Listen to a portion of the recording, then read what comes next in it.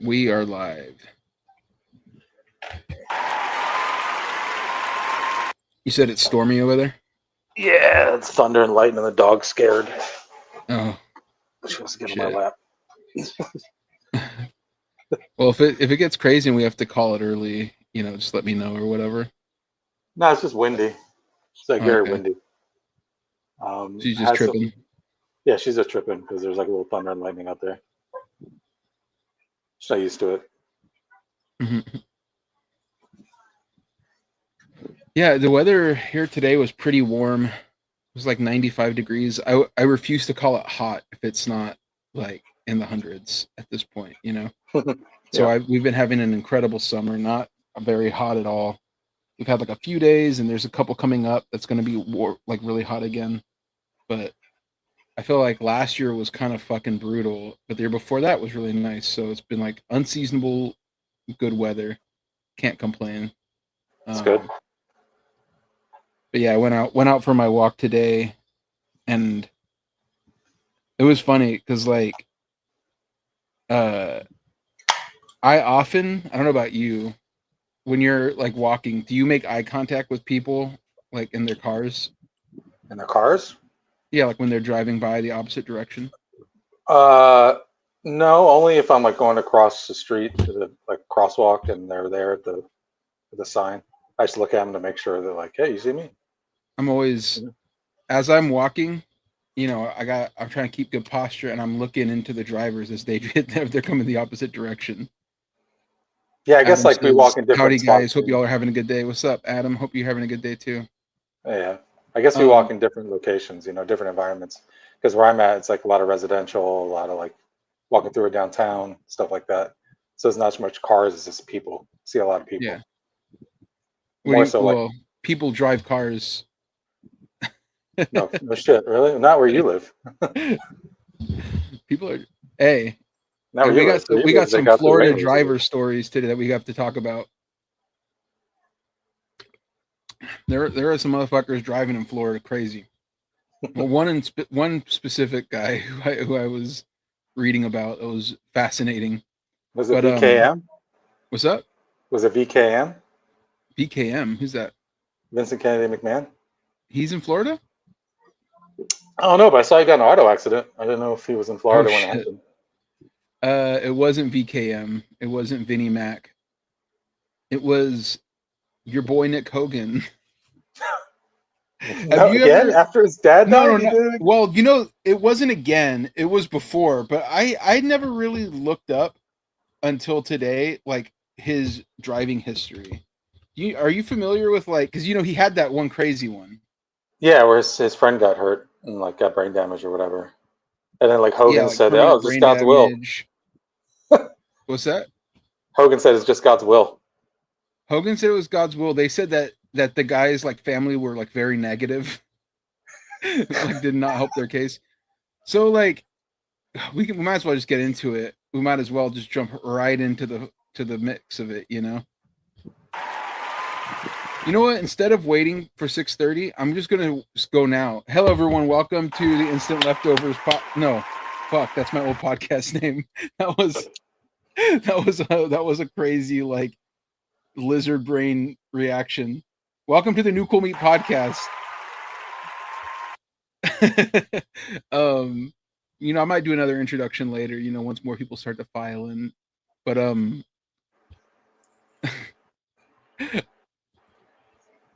dude, some habits die hard. That's crazy. I haven't said that in a long time. Well, when we started this podcast, I always almost accidentally said it because it's 3 words.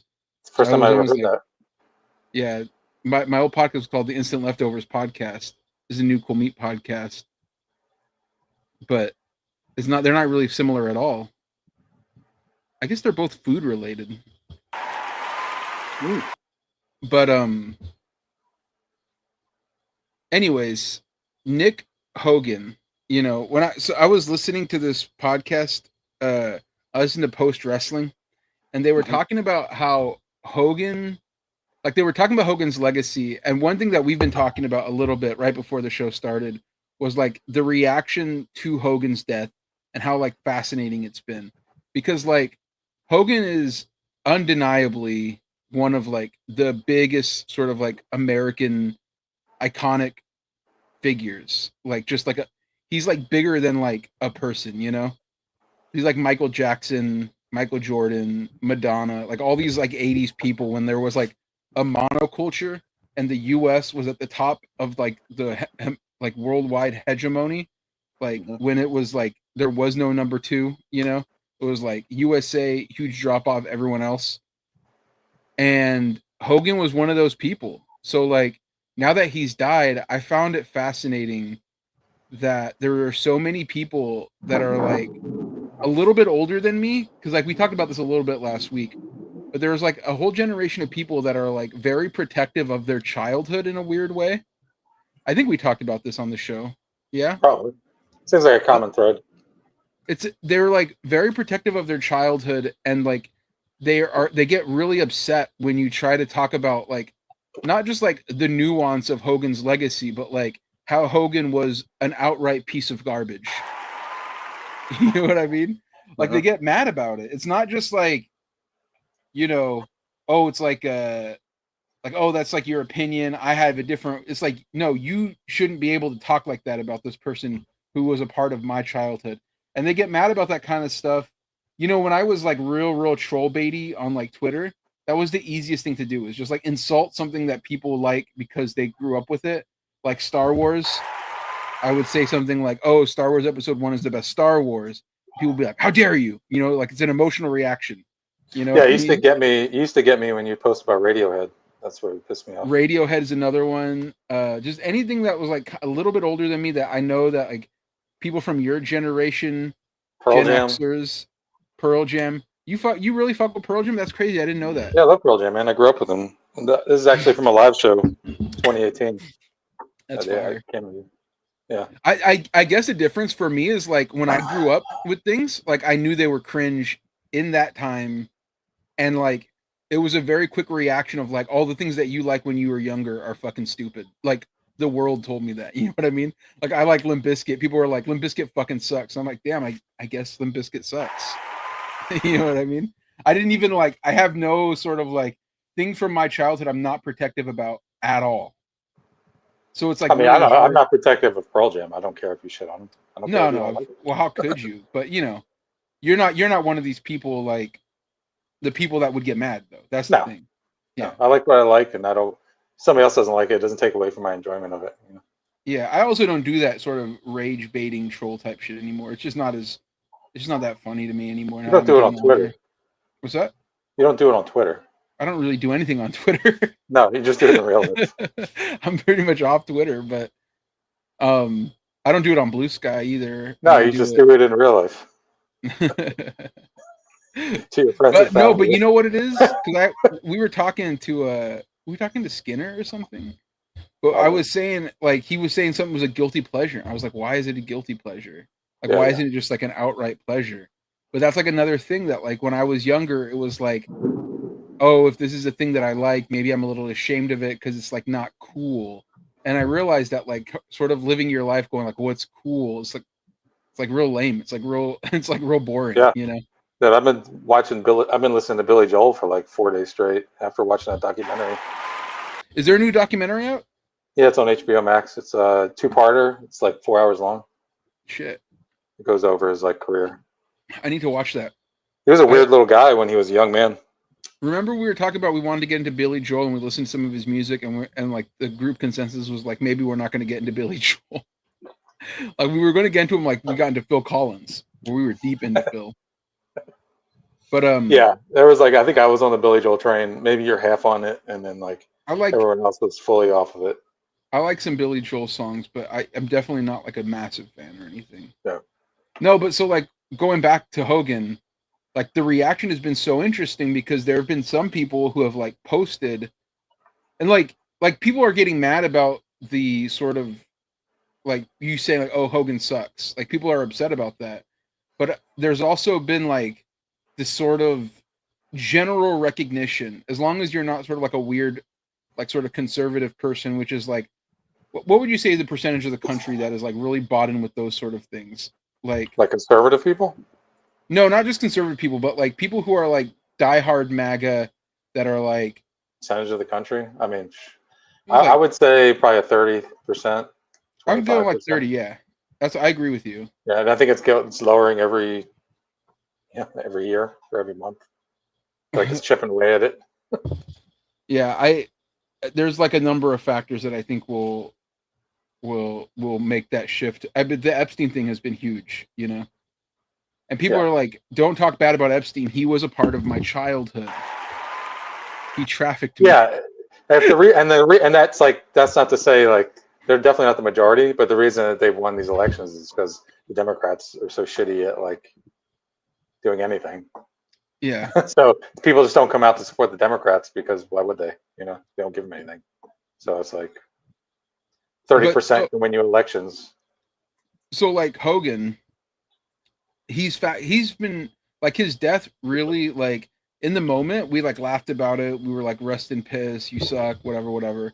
But like thinking about Hogan as this sort of like weird iconic American figure who has always been like complete bullshit. Like the image of Hogan has always been kind of fraudulent. Like Hogan, like he was a big jack dude who would talk about like saying your prayers, you know, eating your vitamins, all this kind of shit. He was always fraudulent. He was on roids. He was like one of the most like hedonistic freaks there was in the world. You know what I mean? He's like out here fucking his friend's wife on camera and stuff. Like he wasn't living like a Christian lifestyle. But it like so much of that to me felt like it is like a perfect distillation of the sort of like American project in the 80s of like might is right, you know, like Christianity, like we are this moral authority, we're like the ultimate underdog and also like bigger than and badder than everybody else. Yep. It's like it's so weird. And that's why like, you know, it got me thinking about that's why I think I didn't really fuck with Hogan as a kid, is because that was how he was presented. And it was just kind of like phony to me, where it's like, how can you be an underdog every match? How can you spend the whole match getting your fucking ass beat? I'm supposed to believe that, but I know what's going to happen at the end of it. You're going to hulk up. You're going to give the leg drop. You're going to, you know, do the big boo. It's going to, and then it's over, right? Like how am I supposed to take that serious when like there are these other people who I liked more that like were better, like uh better figures for like the underdog in wrestling. Like they were just, it was better storytelling to see like Rey Mysterio get the shit kicked out of him and then do like this heroic comeback, you know? Or like Mick Foley, the story wasn't even that he was a good guy. It was just he was like a weird guy who like had to overcome these obstacles in the match of like he's not as fit as the other guy. He's just like tougher than that other guy. You know? He's not as strong or as smart. He's just a tough guy. So like that's a more compelling story. Even like, you know, um even like Goldberg I liked because it like Goldberg is not that, but Goldberg would just like fucking get into a match and beat the fuck out of someone in like 20 seconds and it's over. That's what Hogan should have been doing if you wanted me to like him. You know what I mean? Like I don't kind of tell feel like me this jacked ass dude is like he's struggling. Like he's not, he should be like the Goldberg. Just run through people. That's what I want as a kid.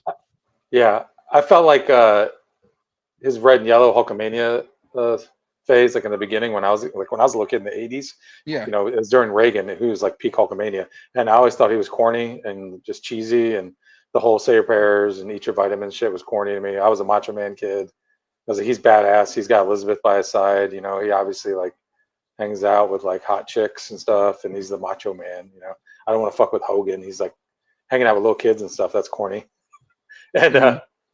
and also, but coincidentally, I mean, I liked him as Hollywood Hogan because I feel like that's more his true personality than the Hulkamania. Being like Yeah. the fucking backstabbing, slimy fucking uh, asshole, that Yeah. felt unique and it felt like more natural for him. And I See, but actually identified it. I mean, I enjoyed that version of him, like yeah, talking.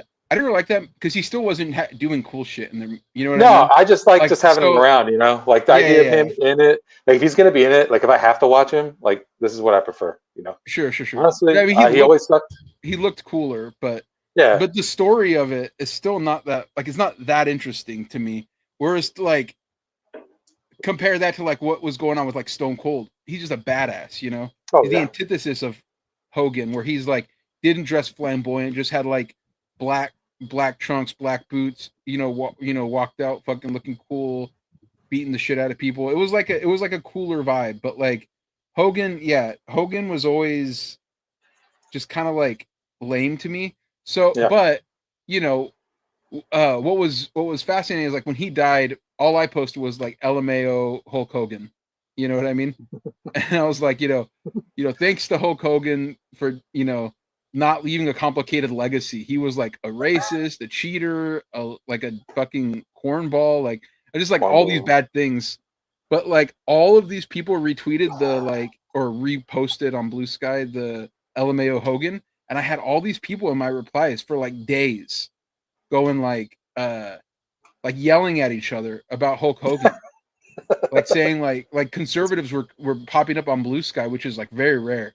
But they were like, you don't know the truth about the situation. How dare you? You're a piece of shit. You shouldn't be talking like that. And then all these people were just like, don't care. Hogan's dead. LOL. Whatever. You know what I mean? Which is kind of funny. Yeah. But it's kind of really crazy. Like side note, like when you see like conservatives pop up on Blue Sky, it's kind of funny. Like, where are you coming from? They come from the depths of something, Yeah, like why would you even be on here? Like it's not for you. You're gonna get owned really fast. Like this is kind of gets into a broader. I didn't mean to interrupt and distract. No, it's fine. This is that it's interesting conversation, but like the conservative mindset is so interesting because that's what they want is to have this weird like victim mentality or like. They want to be this like oppressed thing while they also run every arm of government. You know what I mean? Yeah, like they've won politically 100%. There is no debating that, right? Mm-hmm. But they want everything. So like culturally, they've lost. I think they think they're winning because they'll do like something like the Sydney Sweeney ad where they're like, this is about race. We won. Look at we can have this ad where Sydney Sweeney is like talking about like white jeans are the best. That's not what they're saying in the commercial, but that's how conservatives reacted. It was like they were like, yes, racism wins today. And then when they get the backlash, they're like realizing, oh no, like we didn't win. And then they're like upset about it. People still hate us. You know what I mean? Like it's like, okay, it was like they claimed victory too early, and then when the backlash happened and American Eagle had to be like, kind of like backtracking and shit, then they're like, no, what are you doing? Like we hate this woke shit, you know what I mean? But that's kind of like the thing I was saying with Hogan, where it's like he wants to be like when they presented him as a wrestler, he had to be all powerful, he had to be better and cooler than everybody. But then, like, all the matches were him getting his ass beat. It was just built towards he's gonna fuck you up in the end. Which it's just the big comeback. It was all about the big comeback, and it's like, it was too forced. It was too lame. You know what I mean? Especially like when I was watching him, it was when he was wrestling like Kevin Sullivan, who's like a short guy, who's like a little fat guy. Yeah. So it's like, how am I supposed to take it? Like, you shouldn't be getting your ass beat to this little fat guy in the first place. But the legacy of him was like really interesting because like 10 years ago is when he got fired from WWE. Like it was literally 10 years to the day when he got removed from like the Hall of Fame and all that shit because it came out that he had said all that racist shit. Yeah. Through the that was like how many years before had he like been in the ring? Because I remember he did that American character, like we wore the mask, like his last run. Yeah, that was like 2003. Like 2002, 2003. Like he was in 2012. It was when he had switched to doing TNA stuff. It was like TNA Impact Wrestling, and it was during that moment when the sex tape stuff first started to come out. And the crazy thing about that was like, we watched that weird little documentary, that like Rich and Shameless thing about Hogan, and I forget all of the details about that, but I remember when we were watching, like, this is kind of fucking insane. And the thing that I was listening to today when I was on my walk that was like super fascinating to me was, the guy that Hogan's talking about dating his daughter. It was like a rapper, but that rapper's dad was this guy named Cecil Barker. Are you familiar with that name at all? Or so Cecil Child Barker, story? I don't know. Cecil Barker was like a guy who made a fuck ton of money in like aero engineering, and he like cashed out the company or whatever. He like sold it off, so he was super rich, right? Mm-hmm. And he was a black guy, and for some reason he just was like a huge fan of Hogan to the point where like he was running a company called s1e Entertainment. s1e like the green drink? tea. Yeah. But it was like the entertainment wing of that like beverage company. And that is what funded Brooke Hogan's singing career. Like she was signed to that because she was dating the guy's son, who was also rap for that company. But the first time where Nick Hogan got into his accident, when he first started to go back to what we were starting to talk about at the beginning of the show, Nick Hogan, Hulk Hogan's son, in September of 2006, in Bay Harbor Islands, Florida. You know where that is? Probably near Tampa, right? Oh, it's got to be, right? Yeah. Yeah, it's Hogan, brother. He was driving a yellow 2001 Lamborghini Diablo VT owned by Cecil Barker. So, like, this guy was just like this random guy who Hogan would then later call the N-word on that tape and would refer to him as like that rich black guy, and he was talking crazy about this dude. Guy's bankrolling him. He was bankrolling not just him, his daughter, his whole family. And his son drive around in his fucking car, and he's out here shit talking around in a yellow Lamborghini. God, man, Hulk Hogan is such a piece of trash. He was the guy that Hogan was directly being racist to on that fucking sex tape after he like fucked his friend's wife. This is like typical like Tampa Bay sort of white trash kind of guy. Yeah. Which is awesome. Like, it's 100%. Crazy that he rose to such heights, you know? Yeah. When you think about it, it's like no Tampa Bay white trash has ever done it as hard as Hogan did. You know what I mean? Is he from Tampa? I don't know. Where is he? He's from California. Hogan, I think Hogan is from there. Like, he grew up there at least, because he went to school in Tampa. Oh, okay. For some reason I thought he migrated there, but I guess so. I think you might think that because like he got his start in like the Midwest or whatever. Mm-hmm. So sorry, he was born in Augusta, Georgia. Oh shit! Yeah. Shit. Local legend. Construction foreman and homemaker and dance teacher Vernice Ruth Bolea. I think they just moved to Florida. Oh, I mean I know he was in Metallica. When he was 1.5 years old, his family moved to Port Tampa, Florida. There you go. He started wrestling at 16. He revered Dusty Rhodes. But anyways, Nick Hogan crashed this guy's car. I wanted to talk about this because I was so fascinated by how weirdly intertwined the whole thing was. You know what I mean? No, this is not the accident where his friend got injured. Is this a separate accident? No. This one was his first accident on September 13th, the year before. So like this was in September. That accident was on August 26th. But on the 2006 accident, he not only did he like crash the Lamborghini, it caught on fire. And the fireman at the time, or the fire rescue spokesman for Miami-Dade said, it was a normal car fire. Happens a bunch of times every day and nobody notices. I don't think that's true. I don't think every day Lamborghinis get crashed and catch on fire. I think that's like a so in between then, he was ticketed for going 115 miles in a 70 mile per hour zone. Then again, going 123 miles in a 50 mile zone. His mother said the interview was exaggerated about those times, those speeds. She said that that's not how fast he was going, but like, I don't know, I kind of believe that he was driving recklessly because Then in 2007, he was driving 57 miles in a 30-mile-per-hour zone. And then April 2007, he was ticketed and received 4 points on his license for driving 106 miles in a 70-mile-per-hour zone. Then in August 10, 2007, he was ticketed for going 82 in a 45-mile-per-hour zone in a construction zone, by the way. So not on top of that. This dude, like, I made a joke about, like, this dude's got to be, like, driving around like he's fucking Mario Kart. He really was, dude. This is crazy. Yeah. Who drives like that? That's not a person I would make eye contact with if I was on my rock. Guy who wouldn't be able to. He'd be going by too fast. He's the best there is at what he does, and that's driving recklessly.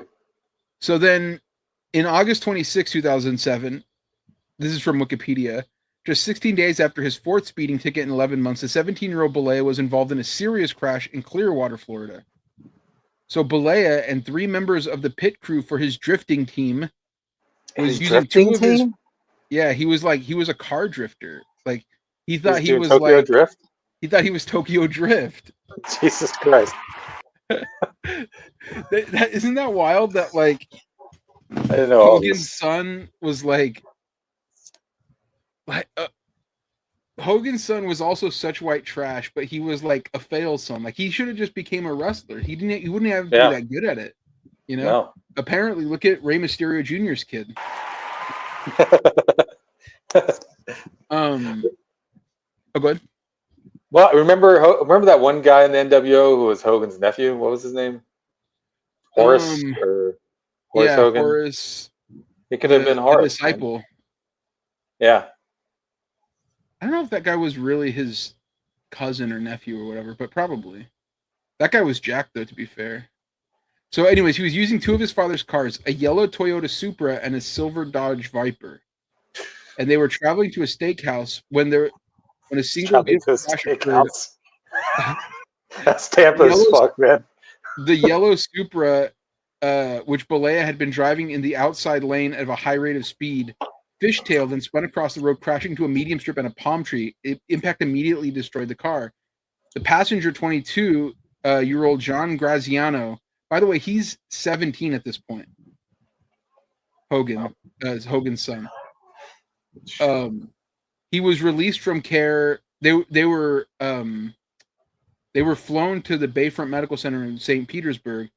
Then he was released like the next day. They said he was okay, but his friend Graziano, a U.S. Marine and a member of Balea's pit crew, was not wearing a seatbelt.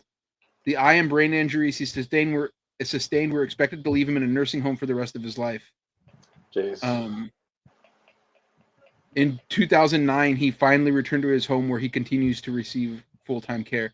So what's interesting about that is after that happens, Hogan is like, they get sued by the family for the medical expenses and to keep him alive and stuff, you know?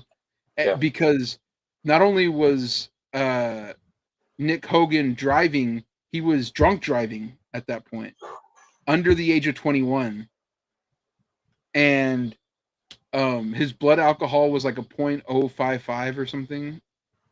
I don't know. I don't really know how blood alcohol stuff works, but he was drunk. 0.55? That's very drunk. 0.055. Oh, 0.055? Well, I think 0.08 is legally drunk, so I don't know. If you're under the age of 21... Well, yeah, but you're not supposed to be drink anyway. It's 0.02 or higher. Okay. So I guess that's like, maybe, I don't know, if you ate like something fermented, you can scan like a 0.01 or something. I don't know how little you have to drink to get a 0.01, but I don't think like how drunk he was really matters. The point was that Hogan got owned in that lawsuit, right? So then shortly after that, his wife divorces him. Okay. So then that's when the Gawker thing happens, is like Hogan is at like his lowest point. That's when he fucks Bubba the Love Sponge's wife, right? They make the video, and the fascinating thing about that to me is like, you know, I hate fucking like Peter Thiel, and Hogan like has always been a guy who was like had a sugar daddy and some like rich millionaire billionaire guy. Like when it wasn't Vince, it was Ted Turner. When it wasn't Ted Turner, it was like the Dixie Carter family people. You know what I mean? Yeah. When it wasn't, or actually it was Vince again. But then apparently it's this fucking guy, Cecil, whatever. It was like a guy who was like kind of a low key rich guy. He didn't want Cecil Barker. He didn't want to be famous. He didn't want that to be like in the news and stuff that he's, you know, Hogan's sugar daddy. But then when obviously that relationship ends because Hogan just uses him up, Peter Thiel steps in to fund this lawsuit, right? And like Hogan, because the thing is, if Peter Thiel doesn't do that, Hogan cannot sue Gawker. And at this point, Hogan had already just wasted a fuck ton of money on the lawsuit for his son and giving the other half to like Linda Hogan or whatever, you know what I mean? So like Hogan at this point, like he's working for TNA because he has to, you know what I mean? It's not because he wants to. And that to me is like, it's interesting to think about Hogan in that way because you just kind of imagine Hogan is like just rich from wrestling, but he really wasn't like at that point. Like in the end of the Gawker lawsuit, he got $31 million because that's how much he had prior to like shit falling apart because of the Nick Hogan and Linda, the Nick Hogan lawsuit and the Linda divorce. Like he basically wanted to just get back to square one. You know, like he was owed 100 and something. He settled, like he's like, just give me $31 million. Yeah, just give me this now. Just give me what I just give me what I had before my wife and son fucked me. Basically, give me it however I can get it. You know. Yeah, and it's just like it's a funny thing for like, again, like a conservative like piece of shit guy, a bootstraps guy, to take like this rich tech billionaire, this gay rich tech billionaire's money. Yeah. And he's like, that guy, Peter Thiel at the time, he hated Gawker because Gawker put out a article on one of their like sub sites called Valleywag, where they were like, oh, Peter Thiel is gay. You know? I was gonna say, didn't they out him or something? And he was. So they outed him, but they sort of outed him in the sense of like, everybody knew he was gay. You know what I mean? Like everyone already knew Peter Thiel was gay, that knew who Peter Thiel was. Like it was all out there for him. But what they didn't like was that what Peter Thiel hated was that the owner of Gawker in like the comment of that article basically said like, oh yeah, Peter Thiel, like, who was, by the way, another gay guy, the guy who owned Gawker. He was like, yeah, Peter Thiel's been trying to kill this story for years. And like something about that just set off Peter Thiel where he was like, I want to destroy Gawker. And so he started like funding a bunch of lawsuits, not just the Hogan one. Oh, so like, we had multiple ones going with other people? Yeah, and the Hogan one was the only one that was even close to legitimate. Like another person was trying to sue Gawker because like he claimed he invented email or something. And like he started suing other people, but like he didn't have any money. But Peter Thiel was like, boom, he, you know, whatever you need, talk to the best lawyers, go sue these motherfuckers. Hogan's was the only like actual case because it was an invasion of his privacy, you know? And, you know, it was an interesting thing because like, again, like he basically just became like Peter Thiel's blood boy, much like JD Vance. I was about to say that, like, Peter Thiel has a reputation of just swooping in. He's like, it's a weird thing where, like, it's a weird thing in the context of, like, 2025 to think about all that time ago. Like, this rich guy who would, like, now fundamentally shape the world that we live in pissed me off so much because I was a huge Gawker fan. That was my, like, homepage. I loved Gawker. Because Gawker would just be like, you know, they practice the kind of journalism that I liked. They would just be like, you know, fuck this person sucks. They would like be real mean in the articles. It was, you know, they were like sort of trashy gossip magazine stuff, but that was like well written and funny. So I loved it, you know. But the the Hogan lawsuit is it's such a weird like footnote that seemed irrelevant at the time, or like personally relevant to me because I like Gawker and I hated Hogan. That then became like, okay, like domino effect of like Gawker goes down there. It sets a kind of a new precedent of how independent media on the internet is done, because it's like, well, you can't talk about certain people because they'll just sue the fuck out of you until your publication goes under if you do one bad thing, you know? Like that was the thing, is like Hogan, if Hogan would have waited, he could have got money. Hogan wanted the scraps, you know what I mean? Peter Thiel wanted the scalp in that. Yeah. He $30 hated million is nothing to Peter Thiel. He wanted to burn that company down. And like part of the reason why that's obvious is because one of the things that Hogan sued for was emotional distress. Because Hogan was like, I've been so whatever. But I think under some law where it went, which by the way, like that lawsuit is so fucked. Like if Gawker they could have, like if they could have had the money to pay it and then go to an appeal, they probably could have got it overturned, because they won in the Florida court where the judge was on Hogan's side the entire time. Hated Gawker, thought Gawker was disgusting. It was like very conservative judge that like also was like how could you shame this poor man, this poor guy who we all love, you know? So this it was American like, icon, this hero, this real American. It was a bullshit thing. We should rewatch that doc, because that was a good little doc. But yeah, it was. Yeah, man, I was fascinated listening to that story, and then I got on my own tangents, like looking up about like how crazy it was that this the Cecil Barker guy was like so intertwined in the Hogan family. I was starting to really go down at like trying to look up what his deal is, like, you know, what happened to him in the. I had to keep walking, so I turned it off. But what stuck out to me though is that, like I said, like Hogan has now become, after he got his $31 million, like I remember like a few years ago, I was like laughing at like what he's done with that money, with that time, was like open up like a surf shop where like he sells like wrestling Hogan memorabilia. All Hogan memorabilia. And like, he has like karaoke nights and karaoke night. Yeah. And it's sells his like, beer. It's just American beer. But you know, the Real American Beer Company, you know, the WWE owns a percentage of that. I would imagine if they were going to let it on their TV, they probably would own something. But like they wouldn't just let Hogan sell his shit on there without getting their beak wet. To me, it was always clear that Hogan is not like, he didn't start that company, create that company, and like, you know, it was somebody coming to Hogan with a business opportunity of like, do you want to be the face of American beer?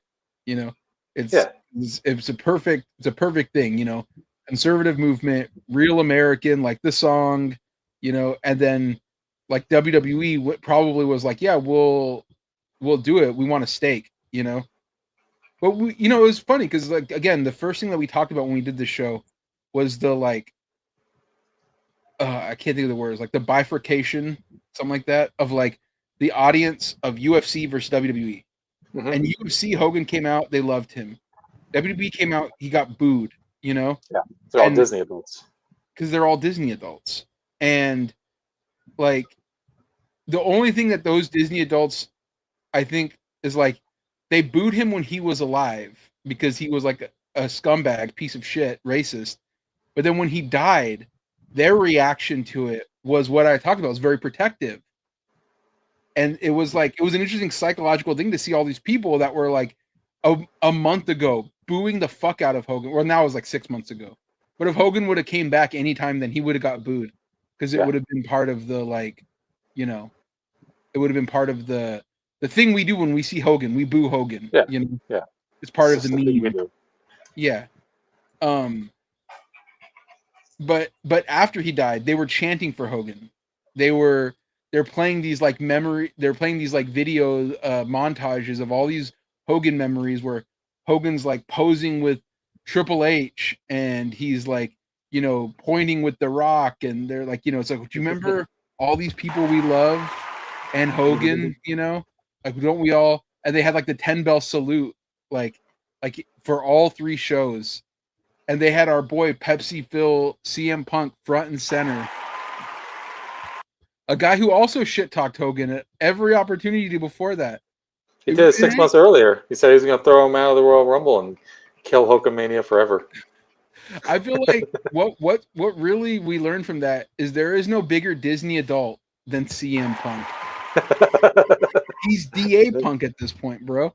It's Child crazy. mind punk. Is that what he is? What's that? Child mind punk. I guess so. His reaction to all that, where he's like up there crying and stuff, and like him fighting over these bracelets and all of the post AEW stuff. But even when he was in AEW and he was cosplaying as old CM Punk, using old CM Punk, like, bro, grow up. You know what I mean? You're too old for this. Which is this one? We're laughing at you. You're a joke. You're a clown. Yeah, I think he got there right away and realized I can't hang with these people in the ring in AEW. Yeah, I mean, it's just like that's a bit of a detour from the Hogan thing, but sure. The lawsuit thing always stuck with me as like a real reason to hate Hogan, because you know me, I sort of like shoot from the hip when it comes to talking about things publicly. I love free speech. I'm a free speech guy. You know what I mean? Fundamentally, that's what I am. And I think that what it really got me thinking about is how the right has always been the people to suppress free speech. Always. But what they've gotten in the last like 10 years is to flip the narrative, where the left are the people who police speech and the left are the people who try to shut down freedom of expression, when that's not the case. It's just like people just don't like it when you say slurs. You know what I mean? Yeah, but I mean, now the right is also the pedophiles who also talk about wanting to go after pedophiles. But then when there is a pedophile, they don't go after him because most of the people on the right are pedophiles. Yeah, but with the free speech thing though, what's crazy to me is like Trump is like now doing sort of the Hogan thing, but on steroids, ironically, where he's suing everybody who says anything even slightly negative about him. Like that's why the South Park thing was so crazy, which is like he just got done suing CBS for like unfair coverage and like editing a thing on whatever, and he won like a fuck ton of money, and then they canceled Colbert allegedly because of poor ratings, which I could believe it because Colbert is trash. But then like after that same company had to give Trump all that money, they gave like South Park a fuck ton of money for exclusive streaming rights, and their first episode was like showing Trump fucking Satan with a small dick and like walking around nude in the desert and all this kind of crazy shit. And it's just like, see, that's what like the young Ramon that like the freedom of speech was all about. You know what I mean? Like, it's just like, yes, be vulgar and like in the right direction. That's why I was in favor of showing Hogan's sex tape. I don't care about his right to privacy. He's a piece of shit. What do I care? You know what I mean? I've softened in my old age, you know that, but I find it like the right being able to sort of claim that they are the free speech guys, the free, the Joe Rogan types, like all of those kind of people being able to like take that mantle has been one of the key things that has like hurt the left and Democrats in the last like, the last couple election cycles, really since Trump rose to power, honestly, of like, see, it's not fair. Like, we're persecuted. We don't get to say what we want. And then even when they get power and they can say whatever they want and they can suppress all the speech they want, then it's never enough. You know what I mean? Yeah. That's a lot. Yeah, I feel like Trump, didn't he sue Rupert too in the Wall Street Journal? He's suing him right now, and that's why Rupert Murdoch is crashing out on him. Yeah. So he's just kind of taking swings at everybody because he's flailing, and I don't know.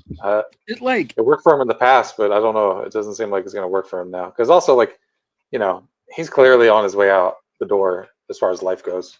Murdoch. So no, well, Or Trump? Trump and Murdoch, both of them. Well, yeah, So this both is of kind of them. like, yeah. I think It's gonna. Murdoch might outlast him though. I don't know. You think Murdoch will outlast? That's an interesting bet. I would love to see that through on the show. Who lives longer, Murdoch or Trump? I feel like it could go either way. I'm gonna go Murdoch. In the chat, let me know if you think it's Trump or Murdoch who's going to outlive the other. I think he's got those Um, strong Aussie genetics, where he's just like a fucking, just a bastard of a human who's like gonna live forever. Also, like he seems to probably take care of himself better than Trump does. yeah, I could see that. I mean, Trump, we just know doesn't take care of himself. Yeah, He's not on a fitness journey like me no, or Jelly Roll. or me and Jelly Roll, both on that journey. So funny. What was I gonna say? We're I talking had about freedom something. of speech and the right But yeah, lapping it and kind of taking it over. Keegan Ray says Murdoch. I think he's smarter and evil in a different way. Yeah, I think that's true. Because he'll do the Adam blood says boy Murdoch stuff. probably. Yeah, he'll do the adrenochrons. He'll do like the blood thinning stuff, and he'll do all the scientific shit. And Trump's just gonna eat I Big feel like they Mac have and drink to. I vodka. feel like Trump will do adrenochromes, but they have to like sneak it to him like you would a dog. You know, like they have to Yeah, just like put it in like a burger or something, and he'll just like gobble that up. yeah. Put a liquid form in his Diet Coke. Yeah, man, his ankles are all crazy and shit. Have you seen that? Yeah, the cankles. Yeah, that's rough. That's One of rough. my favorite things about like the super lib media is like they are so hyper obsessed with Trump's like failing health. You know, like I'll just go on YouTube and I'll see like 3 videos where it's like Trump could die at any moment. And it'll just show a picture of like his hand with like a weird bruise on it. And I'm like, okay, how is that going to kill him? I guess. I hope so. Not really. I I, just thought about the president. his brain's clearly like melting though, because you see him today trying to that video we saw about the Triple H there at the White House, and he I was want to trying to talk say about this. he can't even say Triple H's name properly. He just How do you say Triple H? Hunter Haas Helmsley. He couldn't even say Hunter He Helmsley. said the whole thing. He's trying to say, he's like, oh, he's a strong guy. I'll be careful with him. He's strong. I'm like, no, he's not, man. He's got a weak heart. I think it's so fascinating that Triple H got invited to go do that. I mean, like, I Yeah. get why, but like, I feel like WWE is always trying to like have it both ways with that, where they have the people there, they have the people there, but they don't want it to be like on their shows because the Disney adults don't want to see politics Yeah. on the show. Yeah. The same way that they do their roasts where they're all crass and shit and they say all kinds of horrible things, on the show. It's like, oh, you can't even say, shit. They got canceled for that. Yeah. Literally, that boy, the Hungry Wolf, Tony Hinchcliffe, he was going to do the late night show, and it got canceled for low ticket sales. That's so Dude. fucking good, man. Cody can't draw, man. Cody can't draw. Cody's not a draw. Tony Hinchcliffe is not a draw. No. He needed Shane Gillis.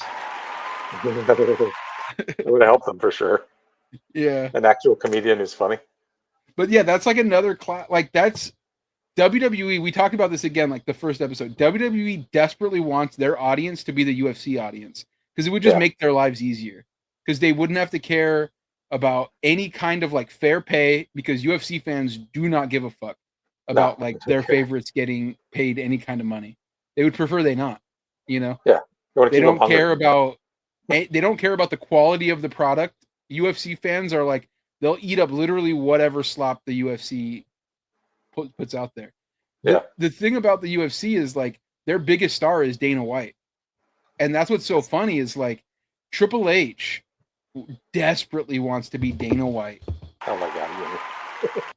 You know what I mean? God. He puts himself front and center at every pay-per-view. It's like everything, because what happens is if that's the case, they don't have to like what happens at these shows, it does not matter. That's irrelevant. People will go to them because they're into the cult of personality of Dana White or Triple H. So like they're trying to manufacture this thing that Dana White has been rolling with for like, I don't know, 20 years? More? I've been watching the UFC for I don't know Yeah, when Zuffa took over, but like that's crazy to think about. I Like, would say too. The difference is UFC fans don't care because Dana White has no personality. He's just kind of like a dickhead, no, he so they don't used to have a care. personality. Yeah, but he kind of who he is now and who he's kind of come to be He over the he last like decade.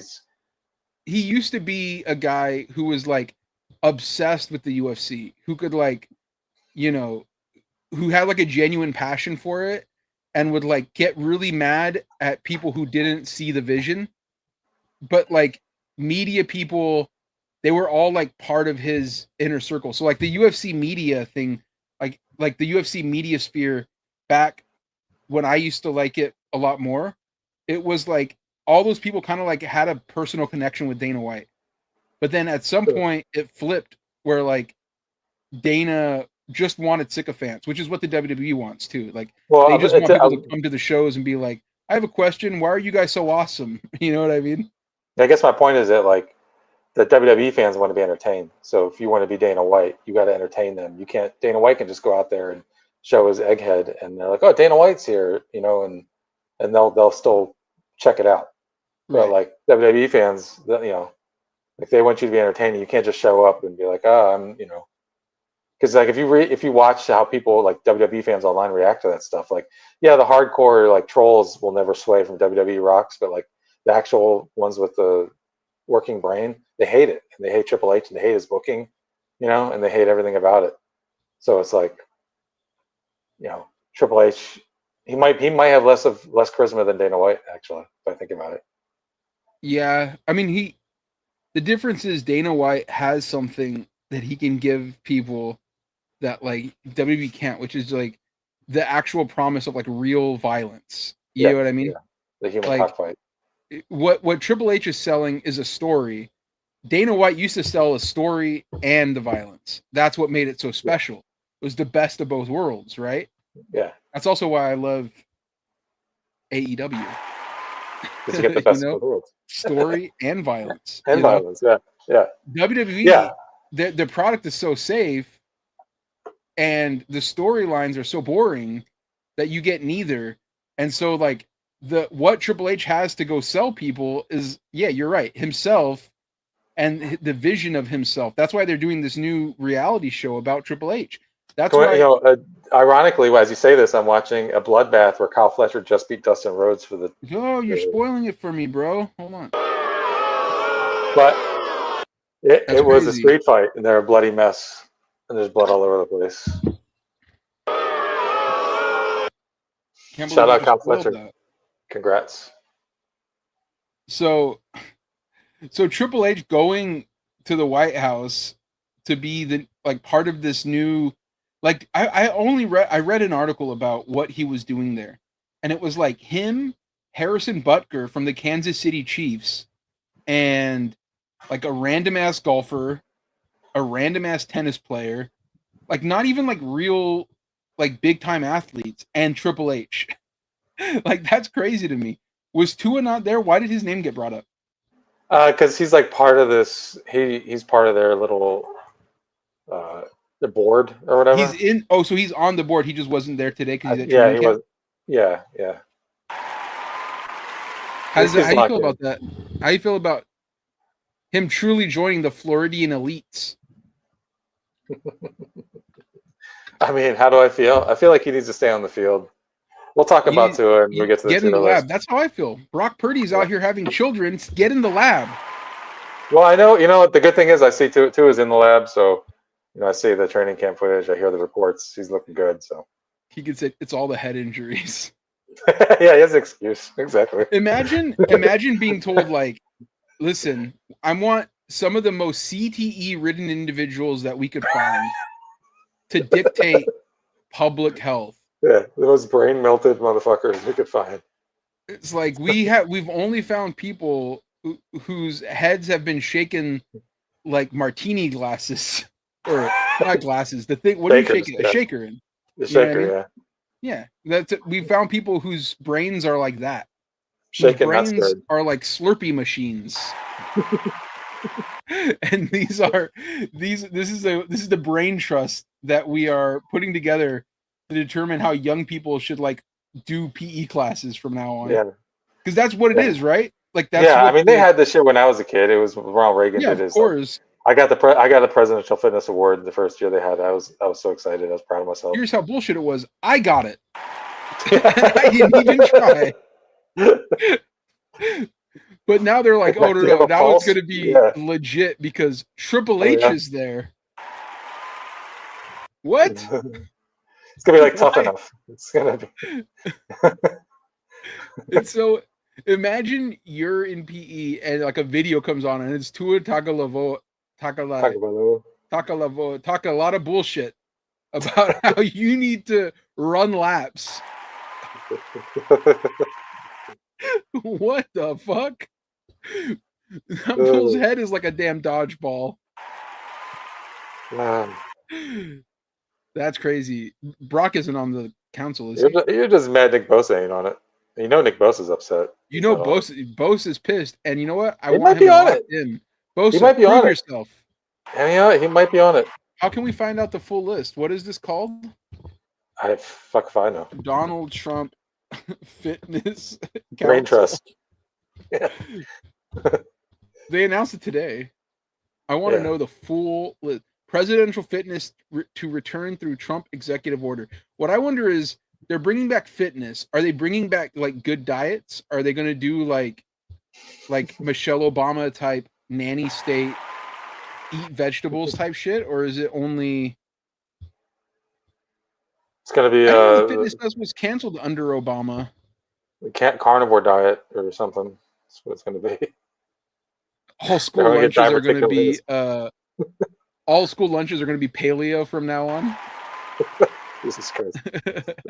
You kids are just going to be given like rocks Liver Kings and, like, on the board of meat. Liver King on the board is crazy. RFK going to advise kids to eat roadkill. It's eco. The salt. That's awesome. It's the best. It's the true recycling. Bryson DeChambeau is the golfer that they brought out for this. I don't know who that is. New York Giants linebacker Lawrence Taylor, a registered sex offender? Oh my, yeah, that's right. LT was out there. What the fucking fuck? Crackhead himself, the king of crack rock. How by the way, how insane is it that we have Linda McMahon in charge of the Board of Education, right? Yeah. And one of her big issues is this whole transgender thing, you know?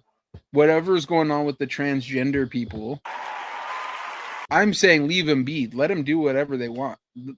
Doesn't bother me because I'm a free speech guy. Hey, if it don't bother me, I don't bother you. That's how I feel about the trans community, who we love. We all love the trans community. But Linda McMahon is like, she hates these motherfuckers. And meanwhile, she's on that like groomer wave, right? Meanwhile, what is her company being sued for? Sex trafficking little boys who are in Baltimore. Isn't that fucking insane that like nobody ever brings up the fact that like, oh, Linda McMahon, a person who's out there talking all this wild shit about how trans people are groomers. How come you hired referees who were fucking little boys up and down the East Coast? Yeah. Wasn't that the whole Pat Patterson thing? Was that? Yeah, it's that ring boy scandal that's being brought up again, you know, because they're getting sued. And like, from what I understand, the WWE is desperately trying to get it not like they want the trial to take place outside of Maryland. Why? Because Maryland is the only state that does not have a statute of limitations for sexual abuse of minors. So WWE is like, anywhere but there. We'll do it. We're in Connecticut. We were in New York. We were like, no. The plaintiffs are going, no. You actually did most of your business in Maryland. Apparently they had a show where they filmed in Maryland like every week on like Thursdays, like Thursday Night Titans or something. And like WWE was constantly there. And they were trying to say, oh, it wasn't us. Like, you can't sue TKO. You can't sue Linda McMahon. We don't even own that company anymore. But they're like, no. We hate pedophiles, so we hate the WWE. Yeah. Who now apparently they're bringing back the presidential fitness test. Why Linda McMahon and her groomer organization and her groomer son cares about this, having kids be as fit as possible, beyond me. They're freaks, dude. They are not like us. Wop, wop, wop, wop, wop. Remember that? Remember that. Not Like Us, dude? That You was bring it so back. sick. That was a moment in time that I just I can't even begin to explain how beautiful that was, you know? And now we're living in a time where it's not like us, it's exactly like us. That's what they're chanting out here. Because they're all groomers. They're all, oh my god. The computer started playing a video I didn't want to. Shut up. Okay, I gotta close this They're down. all around us. I'm trying to find the full list. All I found is like the losers that showed up today. Maybe Tua's not on the list. Oh, he's on the list. No, he wasn't there. Dude. The thing I don't understand about Tua is how could Tua be on this thing, but he hates child sex trafficking. His favorite movie was that one about the guy who stops the shit. Yeah, Tua's he's a simple boy. Come on, Tua, get it together. I have a feeling that the right person could tell Tua anything and he'd believe it. All my guy Brock believes in is being in the lab. We don't know what Brock believes in. And the Bible.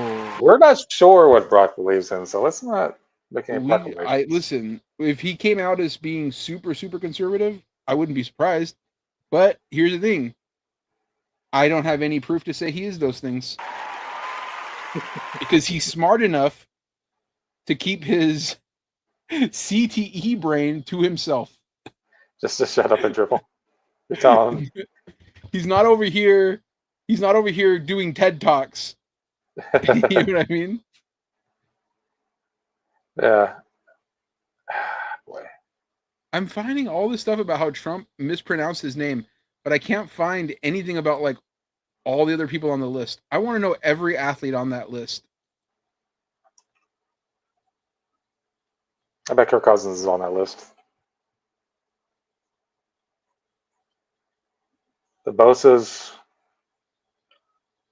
Mike Shanahan, probably on that list. Wow. This is so frustrating that I can't find this list.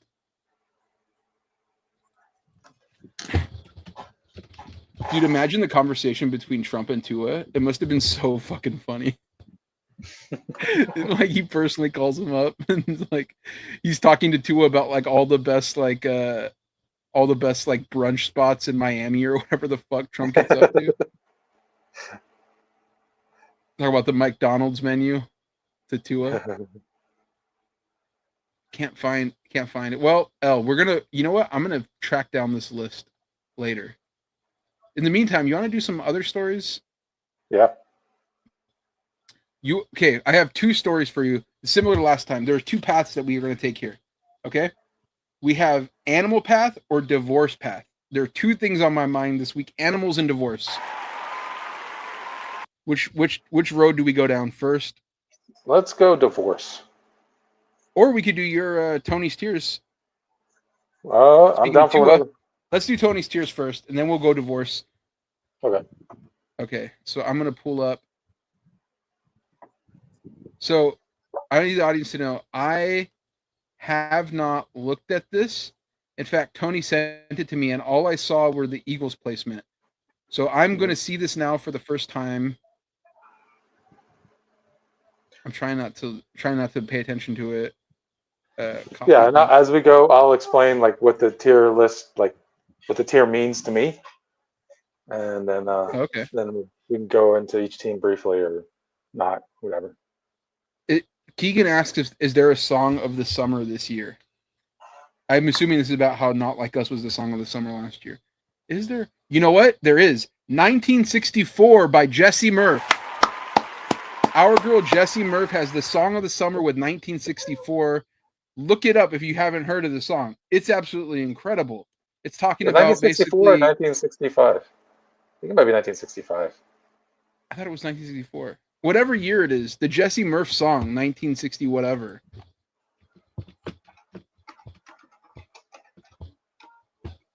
It is 1965. You're right about that. You know what? You must have been listening to that nonstop, huh? To know what the exact year of it. I was taking notes. I kind of question what's going on with Tony, that he knows the exact year of the Jesse Murph song, 1965.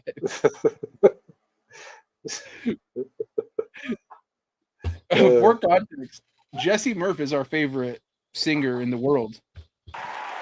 She's this young piece of garbage.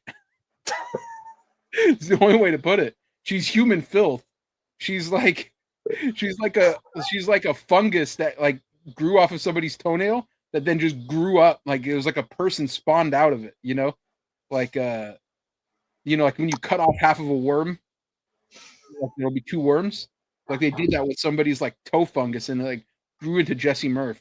Like, nasty little woman, but she makes beautiful songs because she knows pain. She had a song come out this summer called 1965, and it opens up with the intro. My hair is high, coke is cheap. It's a great time to be alive. Studies are now showing that cigarettes are recommended and women belong in the kitchen. The first verse, which I have to read because it's just so good. This is penned by, I don't know if she wrote the song. I imagine she did. Like, who else can capture what it's like to be such a filthy, nasty little person? An old man could have written it. Oh, here we go. Who wrote?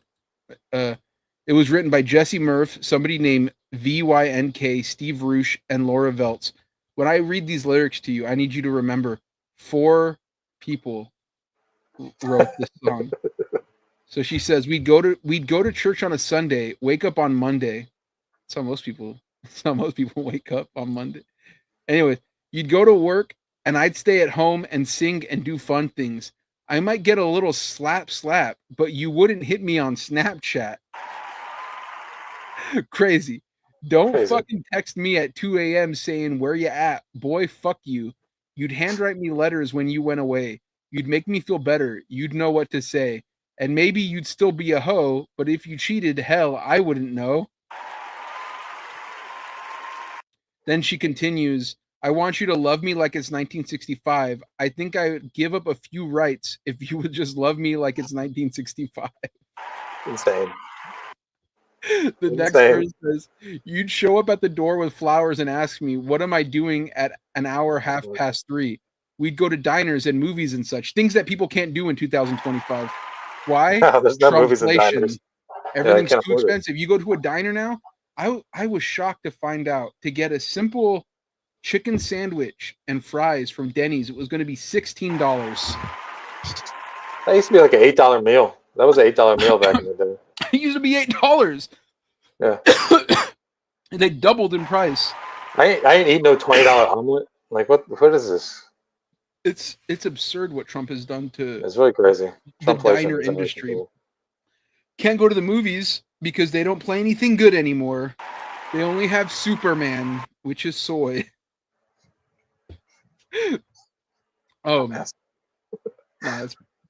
By the way, I saw Eddington this weekend. It was an absolutely fantastic movie. I've never seen an Ari Aster movie before, but I saw that movie Eddington, and it was cinema, as the kids say. It was. No, now you're going to be an Asterhead. What's that? You're going to be an Asterhead. Astrohead. Oh, Astro. Yeah. I was like, what do you mean Astrohead? Yeah, Asterhead. Yes. She says, we'd go to diners and movies and such. We'd just hold hands, and I'd love every touch. And I would be 20, and it'd be acceptable for you to be 40, and that is fucked up, I know, but at least you wouldn't drive off before I got in the fucking door. You fucking fuck you. Potty move. Jesus Christ. Song of the summer, people. This is what people are listening to. This is what I say, like, you need to tap into the real America. This is what I'm talking about. Sort of like Jesse Murph gets it. At the end of it, this is what the Dems need to do. The Dems don't need a Joe Rogan. The Dems need a Jesse Murph. We need an industry plant with this level of charisma and artistry. The outro of the song goes, I guess Bud Light didn't exist. Fuck. And I guess movies didn't exist in 1965. But you know what? This took us down like an interesting road the other day. Because I was like, what movies came out in 1965? And it was like, actually, a lot of garbage came out in 1965.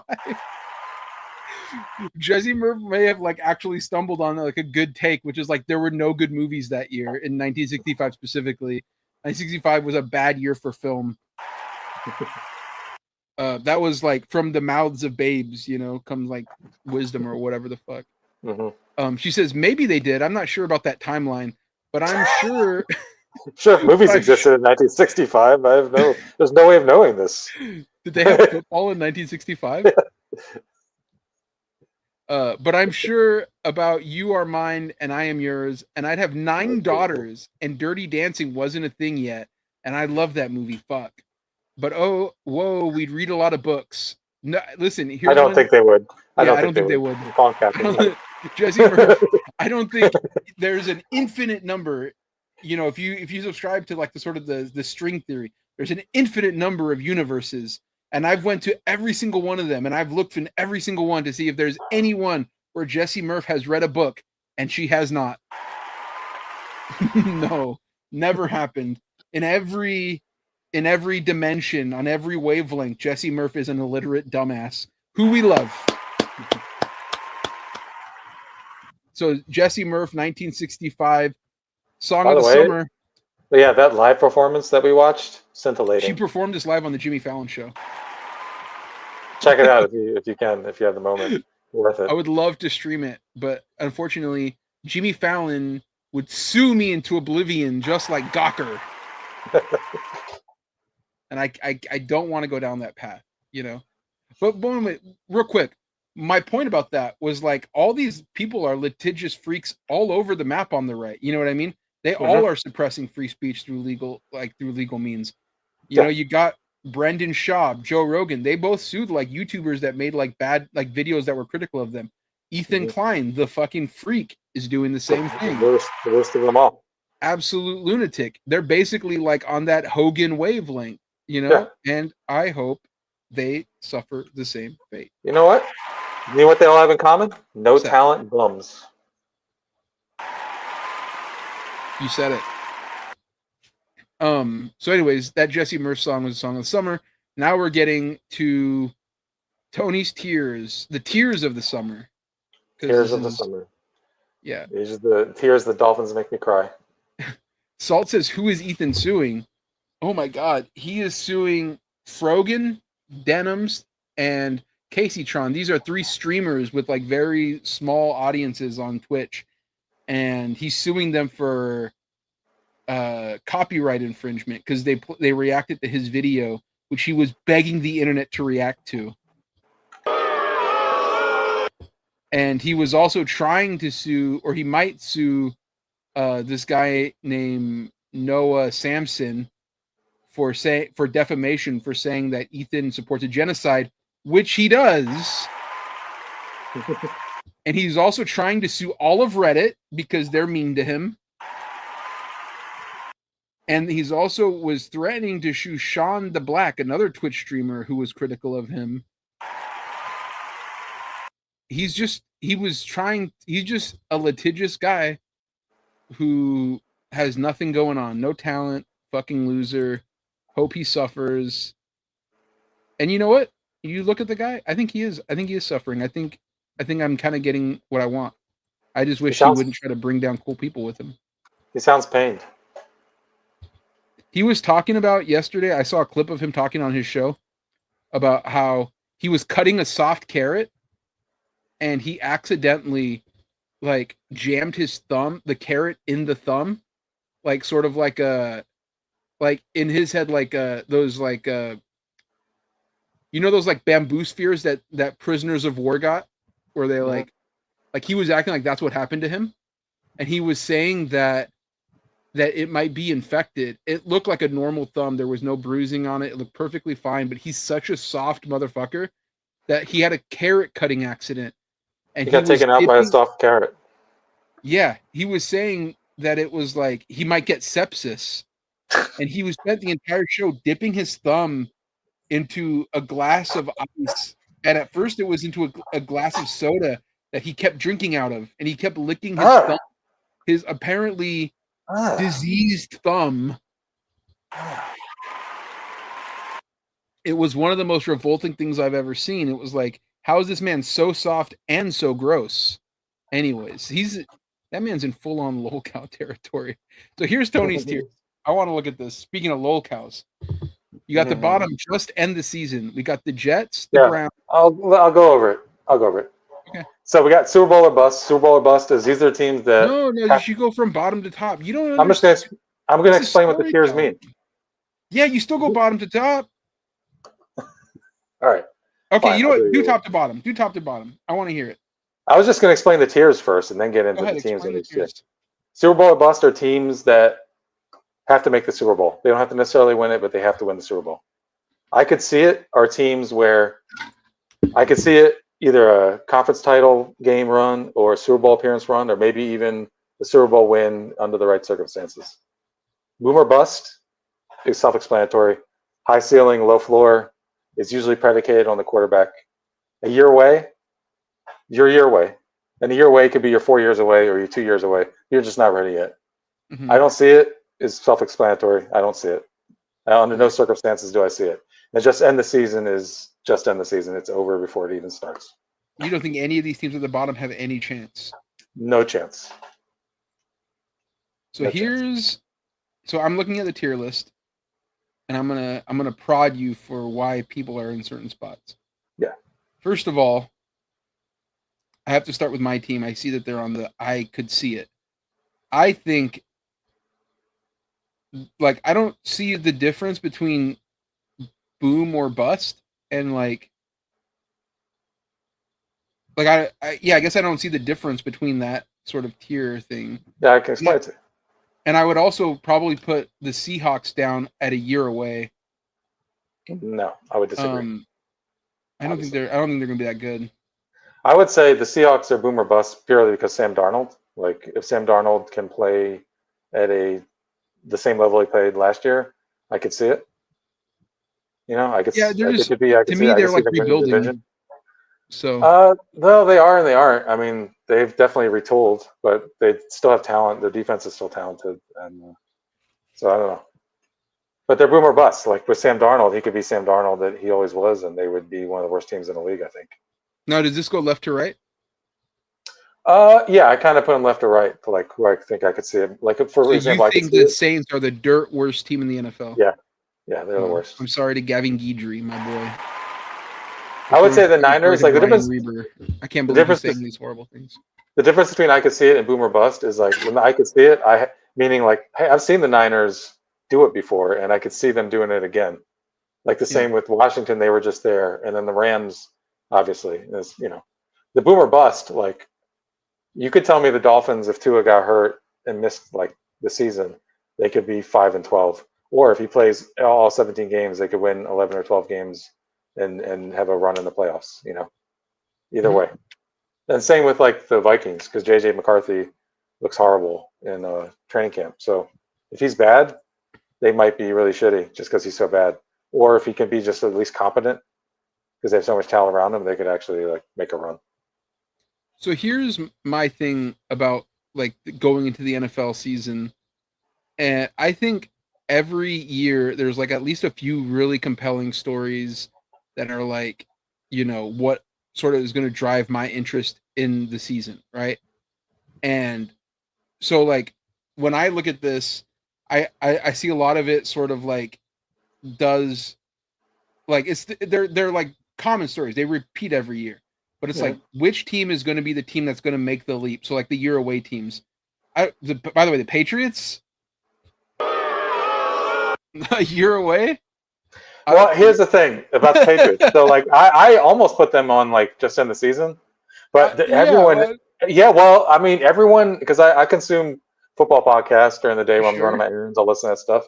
And ESPN and The Ringer, and they're all up on the Patriots. And even Florio and Sims, they're high on the Patriots. Everyone's high on the Patriots this year. thinking Well, that they're hey playing a man, weak division, but beyond that, I don't. they're saying they could challenge the Bills maybe if everything goes right, and That's they're psychotic. definitely better than the Dolphins and the Jets. That's what all these people are saying. So I'm like, well, maybe they know more than me, so I'll give them that. So I'll just say they're a year away because personally, I really I don't see it, but you Yeah. know, I Okay, I got. definitely like they don't have that much talent, so I don't know why people think they are. You know, Yeah, I they got have real some. no problems with the bottom row. Yeah, The Steelers, that's awfully low for a team that just got an MVP level quarterback. I also feel like the Raiders could be up at a year away. well, see, the thing with the Raiders is they have a veteran quarterback now, so like they're kind of this is their windows the next 2 years. So Because then wouldn't Geno's they be what? boom or bust? Oh, well, I just don't But see you, it. but you just So don't see it, right? Yeah. I don't see it. Yeah, I don't see it. Same with the Jaguars. I don't see it. Trevor Which Lawrence. of these teams are the five like most compelling teams that you think? Like which ones Uh, are the most interesting that you're going to be paying a special attention to this year? well, obviously the Dolphins because for obvious Right. reasons. I Because do find the Tua's on the Niners. Trump Fitness Council. Yeah, I'm expecting a big season. I expect him to be in good shape. Yeah. Um, Well, I expect him and the youth of America to be in good shape. but here's the thing about the Dolphins. From everything I'm hearing, Zach Wilson looks pretty good. So if Tua, God forbid, if something happens to Tua, I'm fully willing to go all in on the Zach attack. So Okay. So um, that's one. yeah, I would say, well, if you put them aside because of obvious reasons. No, I don't put him aside. That's one. All right, I'm curious to see how Caleb Williams is going to play this year. I'm going to pay Okay. attention to him. I'm Keen going to eye pay on young attention. Caleb, Young who Caleb, sucks. I need you to do a come up. Yeah, I'm going to be paying attention to the Patriots, not just because they're in our division, but everyone's hyping them up and everyone's talking about how great they're going to be. And I want to see it for myself. Okay, and Uh, the Niners, because they've had a lot of turnover. because of I want to what? see they've had a lot of turnover, a lot of new Yeah. guys coming in, a lot of new starters. So I'm curious to see I how it would put them gels. at a year away, Possible, but yeah. I would also put them at Super Bowl or bust. Well, so the Niners, I guess you could have argument for any of those four tiers above. I don't see it for the Niners to be in it, like because the Niners have just been to the Super Bowl and they have like a lot of good veteran starters who have that experience. But So they a lot of also have them a lot probably of fit in. guys who are just very unproven. Okay, but Very so improving. who else? I'm You're at I'm four. paying close attention to the Detroit Lions. Like you have one big regular season. You know what I mean? You lost all that brain drain from your coaching staff, Yeah, uh, that's why I'm and not taking then, them very serious. but for Can't me, lose it's all Super that. Bowl or bust. The Super Bowl or bust for them. I've seen people lose all that brain trust, and they just fall to shit. And that 100%. coach at the head of that, the head coach is a paste eater. Yeah, he's not the brains of the operation. He's the heart for Mm-mm. sure. He's Yeah. the heart and the muscle, but he's not the brains. So yeah, I'm curious to see how that's going to work out. So here's And my five most interesting. yeah, let's hear it. Kansas City Chiefs. How could you not? They're the Yep. most interesting team, right? Um, I feel like maybe might be the year that Josh Allen shows me something. He's a Bay Area boy, so I love Josh Allen. The Super Bowl or bust, baby. They got to make it Obviously, to the my Super Bowl. obviously my Niners. They do have to make it to Super Bowl. My Niners. Um, I'm interested in seeing what happens to the Chargers this year. Where Former would you, great where coach, an where would you put them? absolutely stud quarterback. Well, you don't see it, but I'd put I don't them see in that. boom or bust. Mm. And then I'm interested in the Raiders because if the Raiders suck, that's pure just it's pure comedy for I, me. Just I win if they yeah, lose. I would say the Chargers. What makes me say I don't see it is the two things that I thought were their biggest problems last year. They didn't address it, which was their wide receivers and their pass rush, and it Yeah. got worse on both counts. Well, So same with us.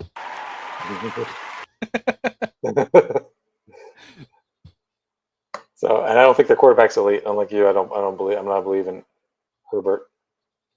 I think losing Christian Wilkins is like one of those classic Raider things, which is like the sign that the Raiders are the Raiders and they will continue to be the Raiders. Yeah. I watched the Sterling, Teron Armstead video. Teron Armstead on the Christian Wilkins thing. He has his own YouTube channel now. He's retired, and he said it all just smells like bullshit to him. The whole Christian Wilkins thing. He called bullshit on the whole deal.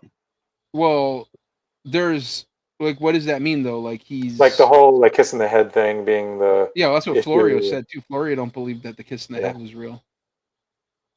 But if we had to give our listeners a way too early Super Bowl prediction, just who's facing off? Who is it? I'm going to say Eagles Bills.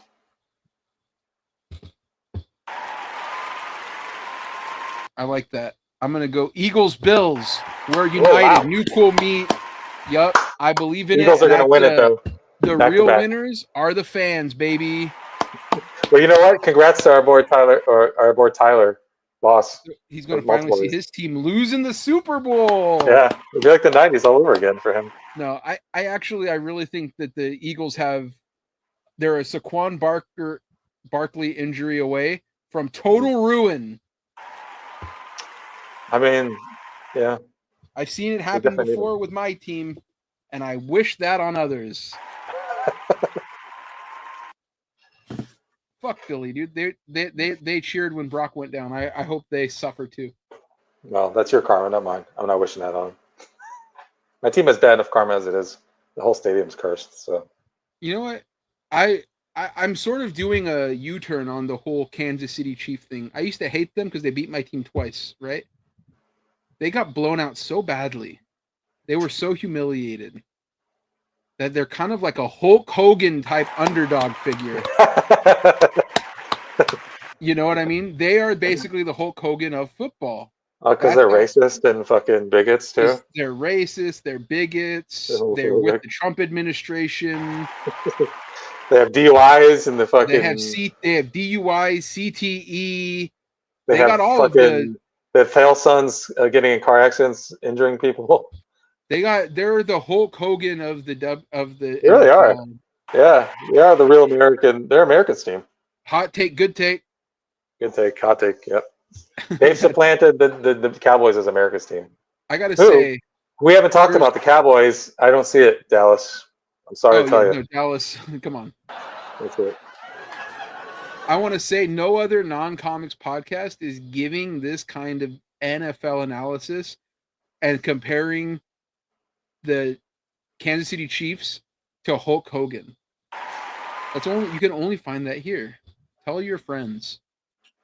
DraftKings, hit us up. Bet US, hit us up, dude. Come on, stop being cheap. Stop being broke. So we're going divorce, right? Let's go divorce. Yeah, big fan of divorce. Okay, so there's two stories that go side by side here. Are you familiar with Sacha Baron Cohen? Of course. Have you seen what he's done since Adam asked, do they have sexual assault allegations? Yeah. Oh, yeah. Mahomes' son. Yeah. Or Mahomes' brother. Yeah. Sacha Baron Cohen doesn't realize his midlife post-divorce body is repellent to most women's, says Judith Woods of the Telegraph. Wait, what's he looking like? We got to see this body now. I got to see. Yeah, I'm gonna pull it up on screen so you can get a peek at it. By the way, one last football note. Tonight was the start of the season, the Hall of Fame game. The Chargers are up 34-7 on the Detroit Lions. And guess who is having the game of his life? Trey Lance with 2 touchdowns. By the way, who said the Chargers? I put the Chargers up. You put the Lions up. So this is already an easy dub for Ramon Villalobos, football expert. Bro, you're going to hang the Hall of Fame game banner, aren't you? Yeah, it'll be back there next week.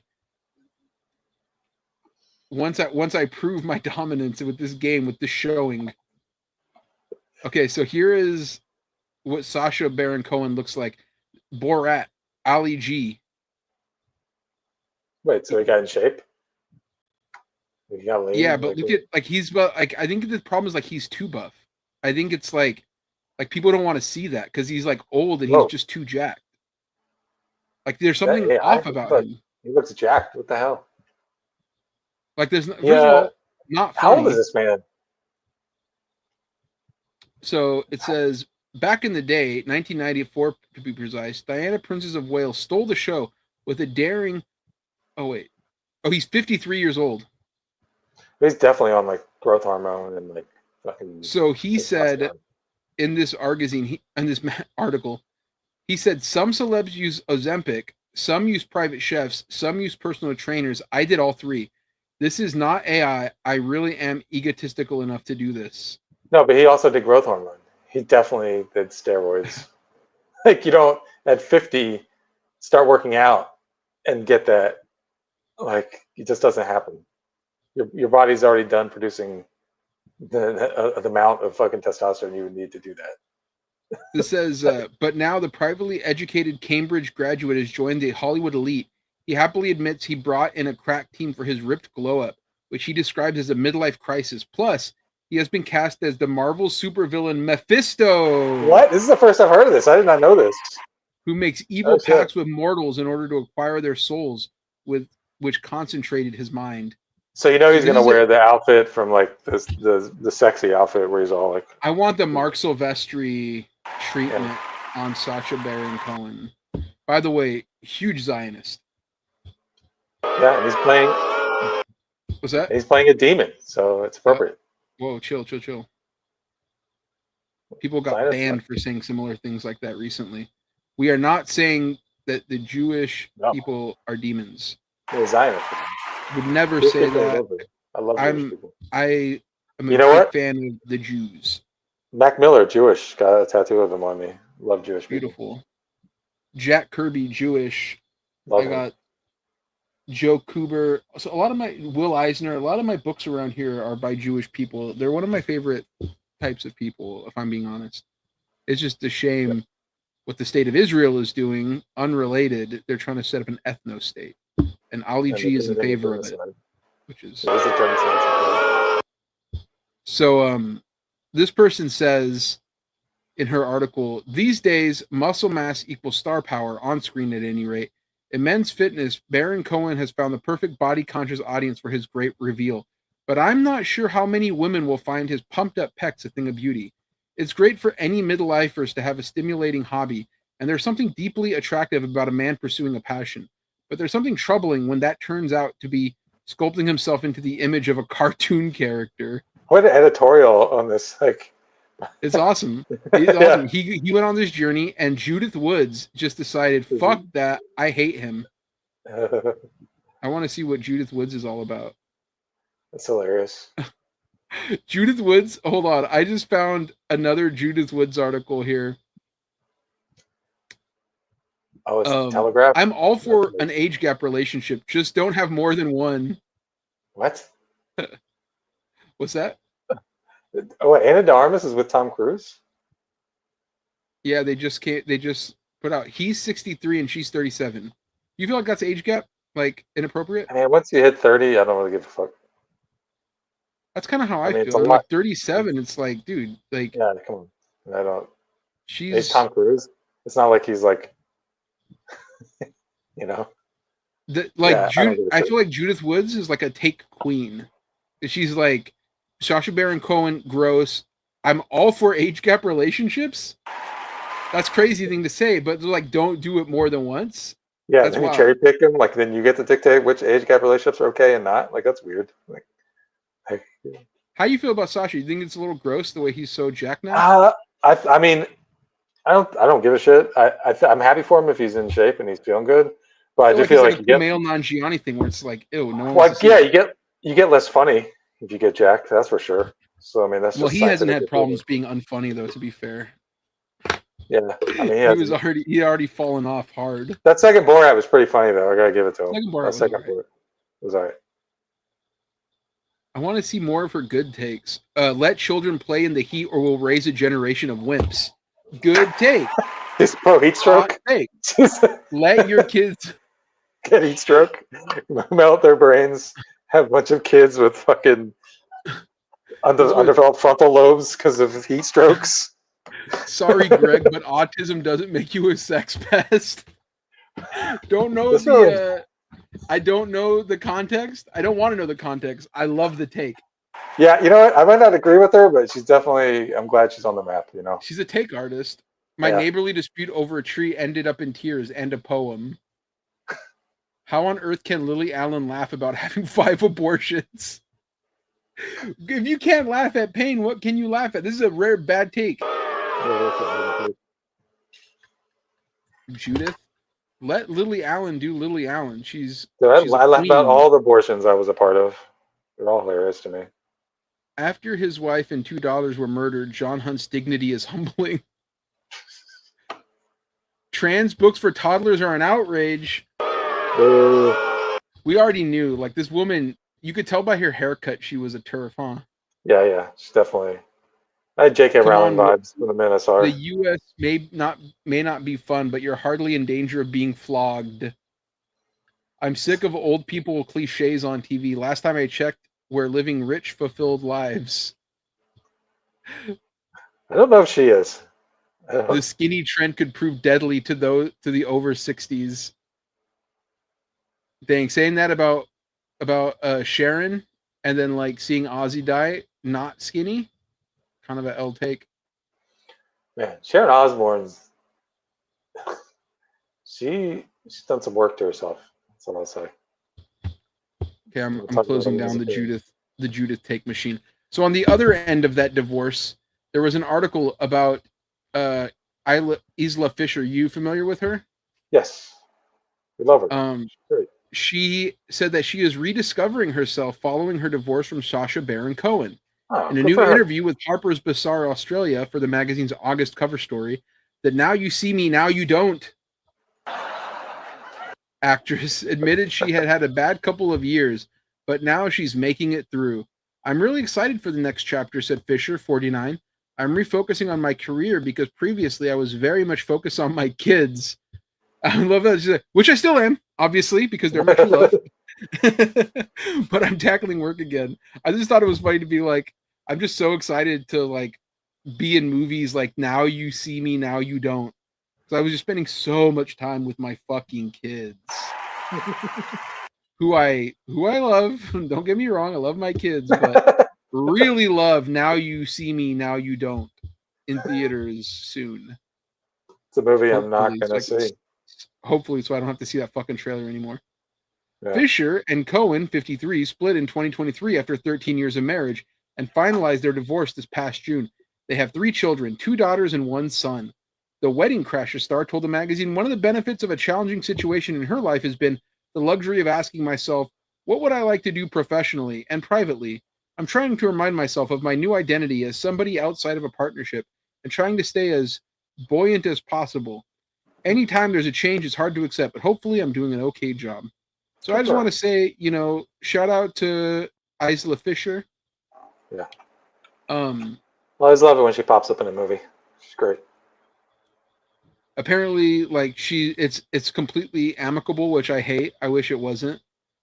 I wish she was like, I left my husband because he's a piece of shit. Like that's what I wanted. Well, she's got kids, Even if he was a piece of shit, she seems like the classy type of person that would really not say it. She's got too much class for that. Love her.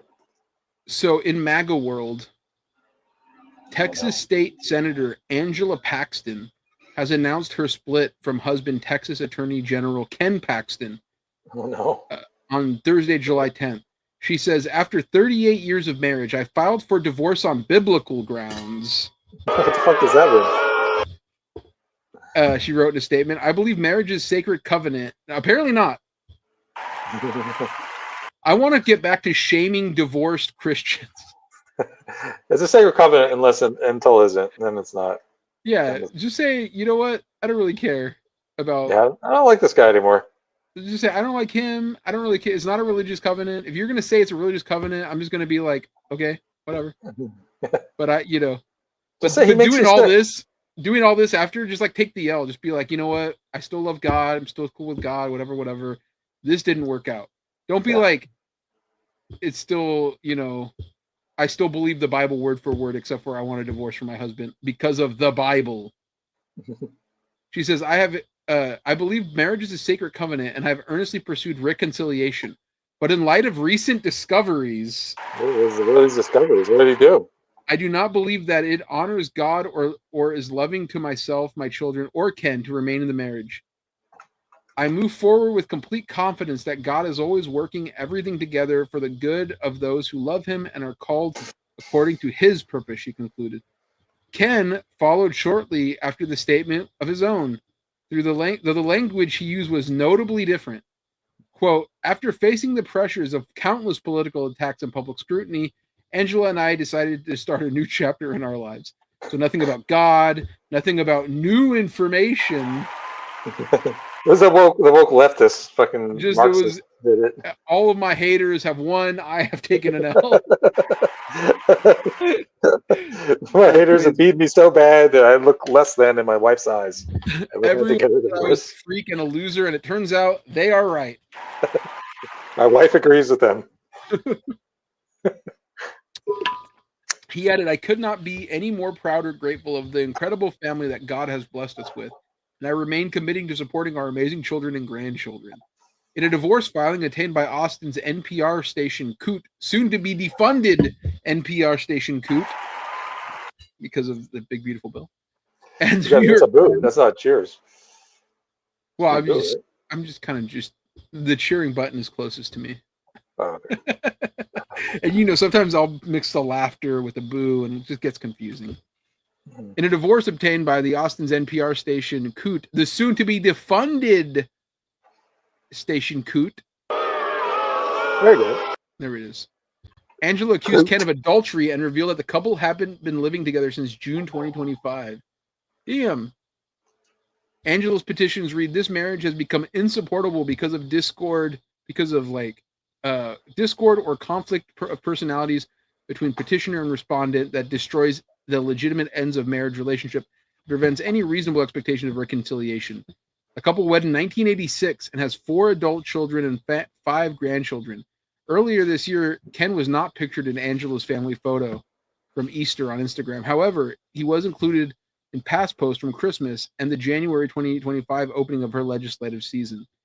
Ken, a staunch conservative, is currently running for U.S. Senate and will be facing incumbent John Cornyn in the GOP primary next spring. So if you're Cornyn, you just have to look at this divorced bitch and then lose to the Democrat running against you who might be special. We don't know who it is yet. You're saying Texas is going blue? Is that what you're calling? You're calling Texas blue? If this guy beats John Cornyn, I see Texas going blue. Oh, wow. Because nobody wants to see his divorced ass up there. Apparently, John Cornyn's probably they're gonna dig deep and find out what that divorce is about. I'm sure John Cornyn. Well, listen to this though. The state attorney general is no stranger to controversy since taking office in 2015. He's faced felony security fraud charges, an FBI investigation into corruption, and impeachment hearings that ended in an acquittal. He also took a leading role in the failed Supreme Court case aimed at overturning the results of the 2020 election. So this guy's a real freak, and I hope more information of his infidelity comes out. But I want to do a more positive story about divorce. This was the story that made me look up other divorces going on. And then the Sacha Baron Cohen thing obviously lit me up. I was like, look at him. He looks like a ghoul. A buff ghoul though. So he could be he's like RIPD, ripped. So a TikTok influencer is struggling to catch a break after separating from her partner of almost 13 years. On Monday, July 28th, Becca Murray uploaded a video to social media platform in response to the outrage that was sparked when she made a divorce registry. The online gift lists included a range of household items such as wall art, bed linens, and dining tables that cost over $3,000. How do you feel about that if you were following someone and they put up a divorce registry? I'd block that person or unfollow them. Anytime anybody puts up a registry for like anything, I'm always kind of like, are you okay? Are you serious that you think I'm gonna buy you this wall art. No, not happening. I don't barely buy myself wall art. Yeah, I'm gonna help you out. I can buy you On any Monday, candles. July 28th, Becca Murray uploaded a video to the social media platform in response to the outrage that was sparked when she made a divorce registry. I read that part. Murray, 43, a content creator with over 450,000 TikTok followers, didn't expect to receive several rude messages about her decision to create the registry. I do just want to be clear that the existence of a divorce registry does not mean that you have to give to the divorce registry, she said in a TikTok video. There is zero expectation. Well, that's not true. There is some expectation. Otherwise, you wouldn't have made the list, I think. Yeah. I feel like saying that there's zero expectation is a lie. Example, when I go walking, there is zero expectation someone's going to hand me $20 on the street. Because why would that happen? But if I were walking and I had a sign that said, please give me $20, and somebody gave me the money, that met an expectation that I created when I had a sign with me. Mm-hmm. This person is a liar. She should be flogged and kicked off of TikTok. It was set up because over the course of 3 months after the split, I had so many people asking how they could support and if they could replace things that I lost in the divorce, she continued. Murray said she isn't good at accepting or asking for help, but was discovering that she needed a variety of things as time passed. The influencer alleged that the majority of people who reached out and have donated have experienced being in her position themselves. Appearing to hold back tears, she said, folks who have been through this before and understand that reality, understand how difficult it is to deal with the logistical part of all that physical things you lost at the same time as having your life, your foundation, and your future ripped out from underneath you. Ripped like Sacha Baron Cohen. It's earth-shattering, she continued. I'm so grateful to everyone who has supported me in every way. Literally, just through your words and your comments, it has meant so much. Murray said that it's been very helpful having a platform where she can express what she's going through, while also being excited for the future. It is okay for you to not want to engage with me while I'm going through all this in my life, she continued. It's okay for you to not like me. It is not okay for you to send threatening messages to me. I love TikTok because, like, somebody can get canceled for, like, an online registry for, like, divorce gifts or whatever. Mm-hmm. And they'll be like you were being racist when you put up that thing. Yeah. It's, like, so funny. Or it's just, like... it's harass their fucking loved ones and fucking... It's never just like, I think that's cringe. It's like, you should be punished criminally. Yeah. I want you thrown down a well for this minor offense that I've stumbled upon. Thousands of people liked the now viral video, and a majority of commenters reassured her that divorce registry was a good idea. Wrong. They're wrong. It's a bad idea. Because every time somebody gets divorced, I don't want to be expected to buy them a toaster. That's my problem. You know what I mean? I don't want, every time they get married, I don't want to have to buy them a toaster either. I'm equal opportunity. Don't bother me. In or out of a marriage. You know what I'm saying? Yeah, I don't be buying people gifts when they get married. Yeah, like, get over it. You should have already a lot of stuff between the two of you. Too much stuff. You should be buying me something. Yeah, in fact, yeah. If I'm going to this wedding, buy me a piece of fish and some greens. That's the social contract from now on. One person wrote, been in your shoes and wish I had done a registry because I talk about wait, hold on. Somebody said, Adam said he's the main villain in Ironheart. Is that true about Sacha Baron Cohen?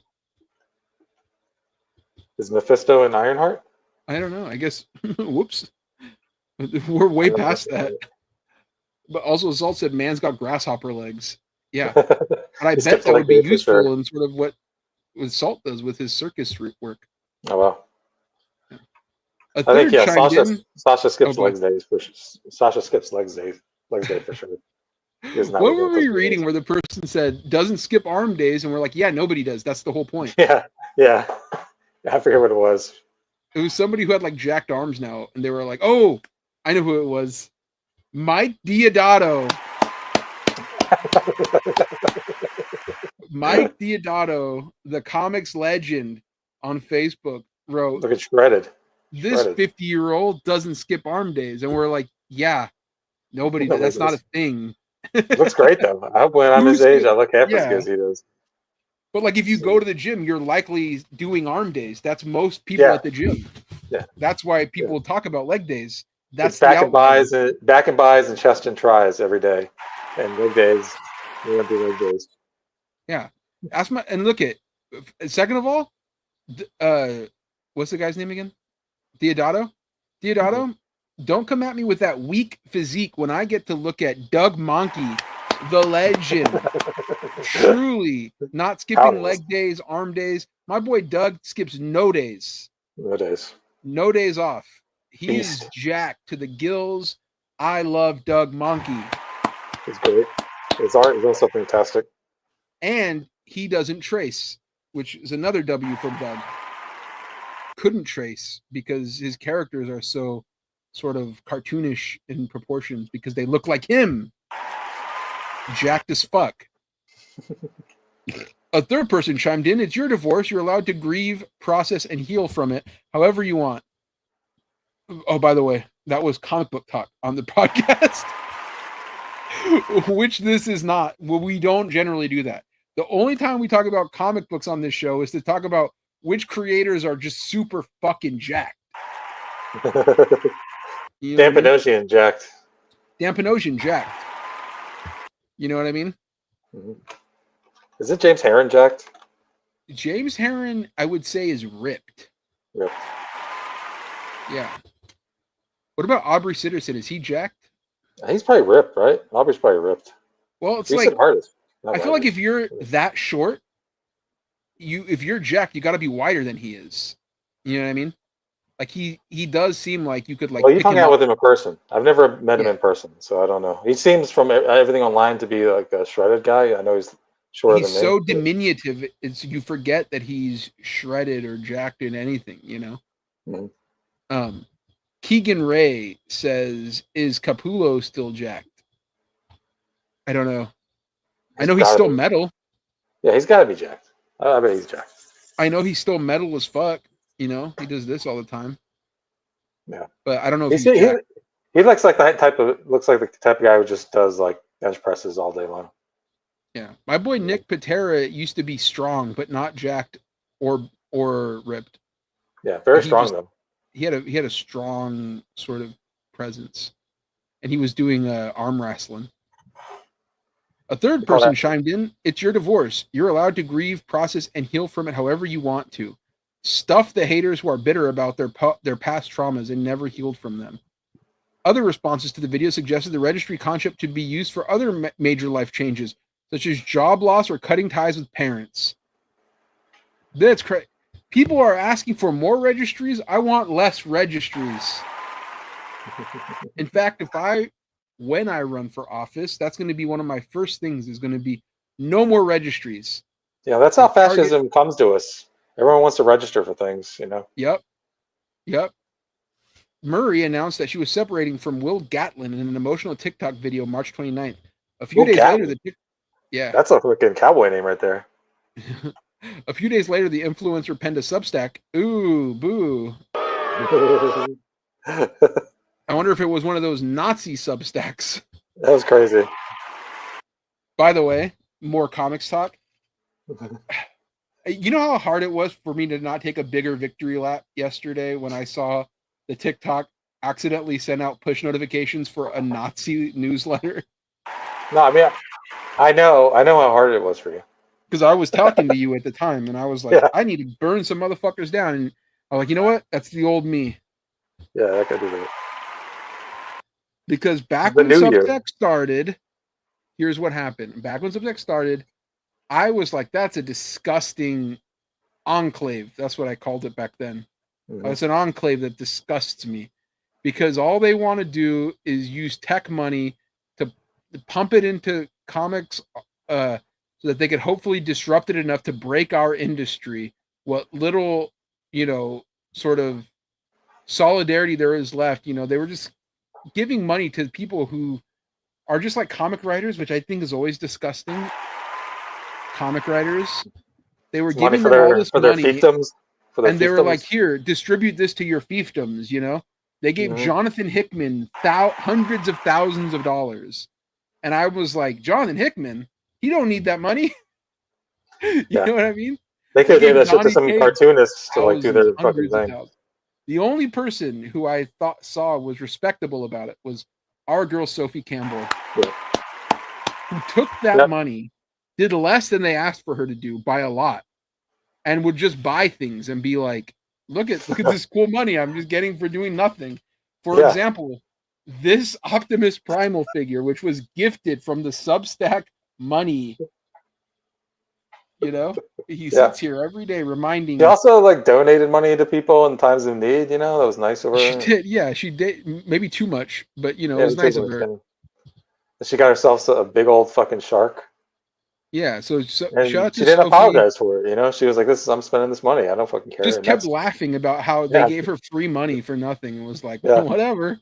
Yeah. Meanwhile, other people were like, guys, we're going on a fun new adventure. We're going to change the way people see You're not going to do any of that stuff. I wanted to stop them. 3 worlds, 3 moons. There will be no worlds. There will be no moons. That whole thing is fucking stupid. They're like, we're going to build a new religion, a new economy, how about make a new book that people can read instead of a bunch of bullshit? How about make a new story that people might actually be interested in? You know what I mean? I'm all for making better art, Yeah. Instead, I think they're having fun, I know it's a bit of joking around. Stegman and Donnie Cates did the. Hey man, they did. They're still doing their thing. They're still, it's just like, aren't they still doing their thing? I don't know what they're doing. I know Stegman is at Distillery. The Distillery. I'm not going to say anything.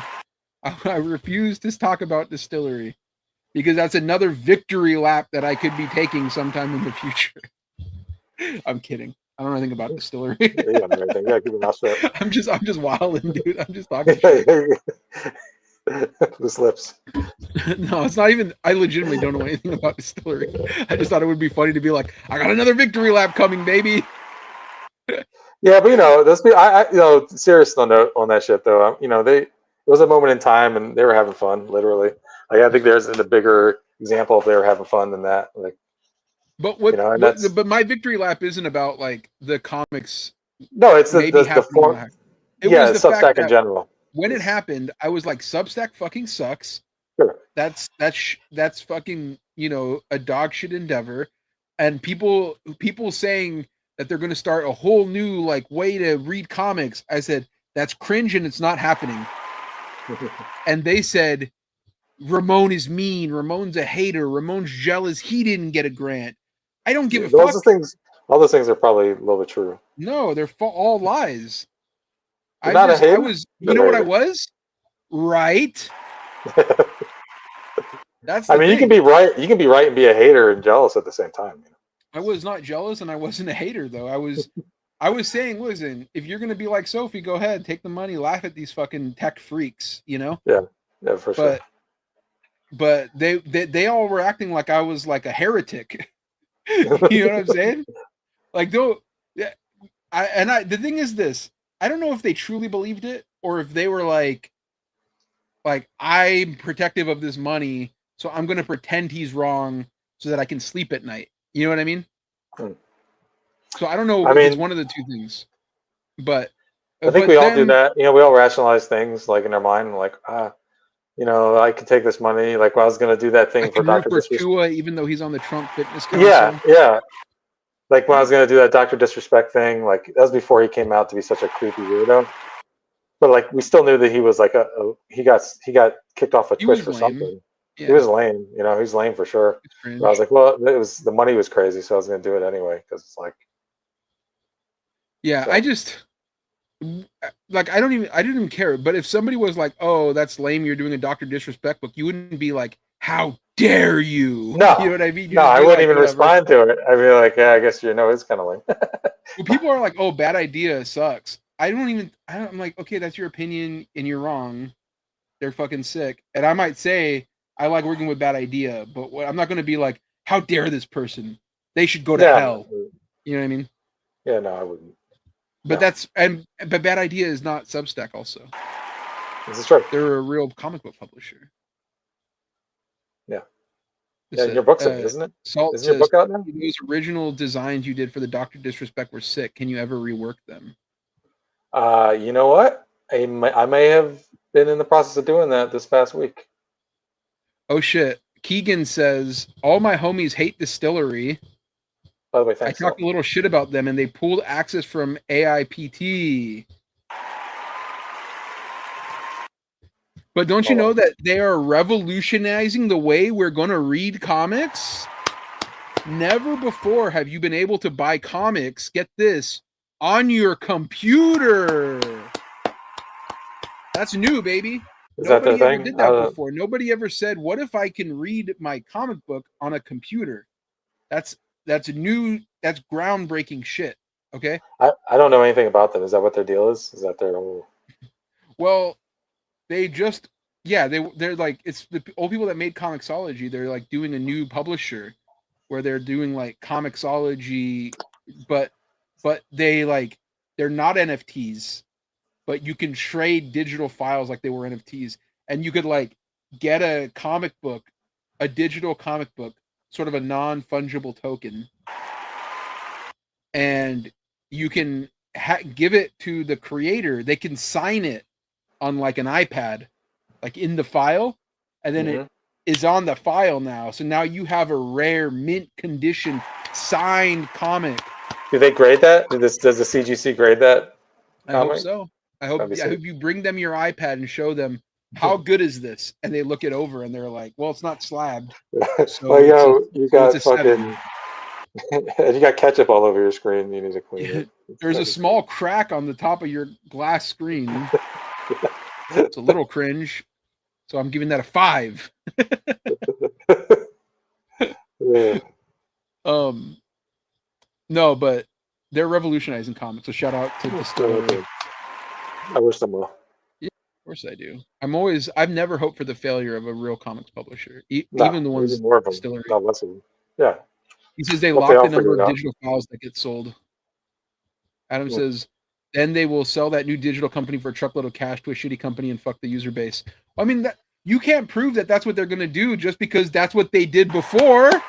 I mean, that's crazy speculation. You don't know that that's what's going to happen just because that's literally what they did the last time they did this. That's like that's the kind of harebrained speculation that gets called you a hater. Jealous. And jealous. Shout out to Distillery though. A lot of good books over there. Shout out to Sophie for real though. Over here, that's pretty sick actually. Shout out to Sophie for real though for handling the Substack that way. That was great. That was cool as fuck. Yeah. I could have swore I had a Distillery book over here. Blood Brother's Mother. It's Eduardo Riso. A buddy gave it to me. And I was like, yeah, it's a beautiful package for a book. So, shout out to the store. Listen, I love this. I would even love it if it was on my Samsung Galaxy. Like, imagine being able to read this, but on your fucking phone, dude. That's crazy. That'd be so sick. What do they think of next? The wonders never cease. Okay, so here's the thing. I have a couple stories, but we have like 10 minutes or 20 minutes left. No, we have 12 minutes left. So do we do rapid fire stories? You know what? Let's do that. Let's do rapid fire, yeah. Florida woman caught trying to carry turtles through her airport security in her bra, TSA says. Florida woman was caught hiding 2 turtles in her bra while passing through a Transportation Security Administration checkpoint in Miami International Airport, the TSA said Thursday. The woman, who was not identified, had turtles wrapped in what appeared to be a gauze and plastic wrap. According to the photos posted on social media, the agency, the TSA, did not identify the breed of turtles. 1 turtle died, the agency said. The surviving reptile was turned over to the Florida Department of Fish and Wildlife. Friends, please, we cannot emphasize enough. Stop hiding animals in weird places on your body and trying to sneak them through the airport security, the TSA said on social media. You want to see the turtle? Sure. This is how big the turtle was that she was snuck in her bra, and she thought nobody would notice. Oh my The God. TSA allows travelers to bring pets, including turtles. I was thinking a little like a, No, what the fuck? she was really on some shit. Let's see if there's a video. A bizarre incident at Miami International Airport left Oh, there goes my TSA seconds. I agents should've just played this. shell-shocked, and now they have a warning for those of you traveling with pets. I want to show you now 2 turtles here, which were apparently hidden inside of a woman's bra. She attempted to smuggle them through security. Agents say one of the turtles died. The other was handed over to Florida wildlife officials. I wonder which one of the turtles was dead. I wonder if it's this one over here that's just like in the shell. It's Michelangelo. Oh my God. Now, TSA is using this incident to encourage travelers to check with your airlines to see what small pets are allowed on your flight. And they say, carry them, don't hide them. Yeah. I don't know what was going through her head that she thought that would be a good idea. Yeah, I don't like once you're on the plane, are you gonna let them out of your boobs? Like how's it gonna work? So you're from South Florida, yeah? Uh-huh. Yes. Do you know about the Burmese pythons? Have you ever had any experience with them? They're in the Everglades, yeah. There's a lot of them. Yeah, it's one of the world's largest snakes, also one of the most problematic invasive species in South Florida. First spotted in Florida Everglades in the 1970s, the snakes were introduced either accidentally or intentionally through the exotic pet trade. Since then, pythons have become top predators in the local food ecosystem. Despite the fact that they now exist throughout much of South Florida, they remain difficult to track down. That means researchers and conservationists need to find creative ways to lure them out into the open. And by creative, we mean really creative. The University of Florida, UF researchers clearly understood the assignment. As reported by the Palm Beach Post, researchers led by UF professor in wildlife ecology and conservation Robert McCleary have released 40 solar-powered, remote-controlled robot bunnies in South Florida this month. Shout out to the robot bunnies. The researchers replaced a plush toy stuffing with motors and heaters to imitate the motion and body temperatures of one of the python's favorite snacks, marsh rabbits. We want to capture all the processes that an actual rabbit would give off, McCleary explained. Previous research had demonstrated that live penned rabbits successfully attract pythons, but this approach requires too much manpower to care for the animals at that scale. Cue robot bunnies. We don't need to feed, their pens don't need to be cleaned, they're waterproof, and they decked out with a motion sensor camera that pings researchers when python approaches.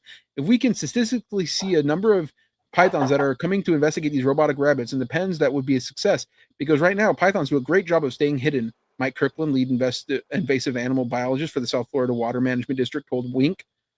It remains to be seen whether the pythons will be fooled. If they're not, the researchers have another trick in their back pocket.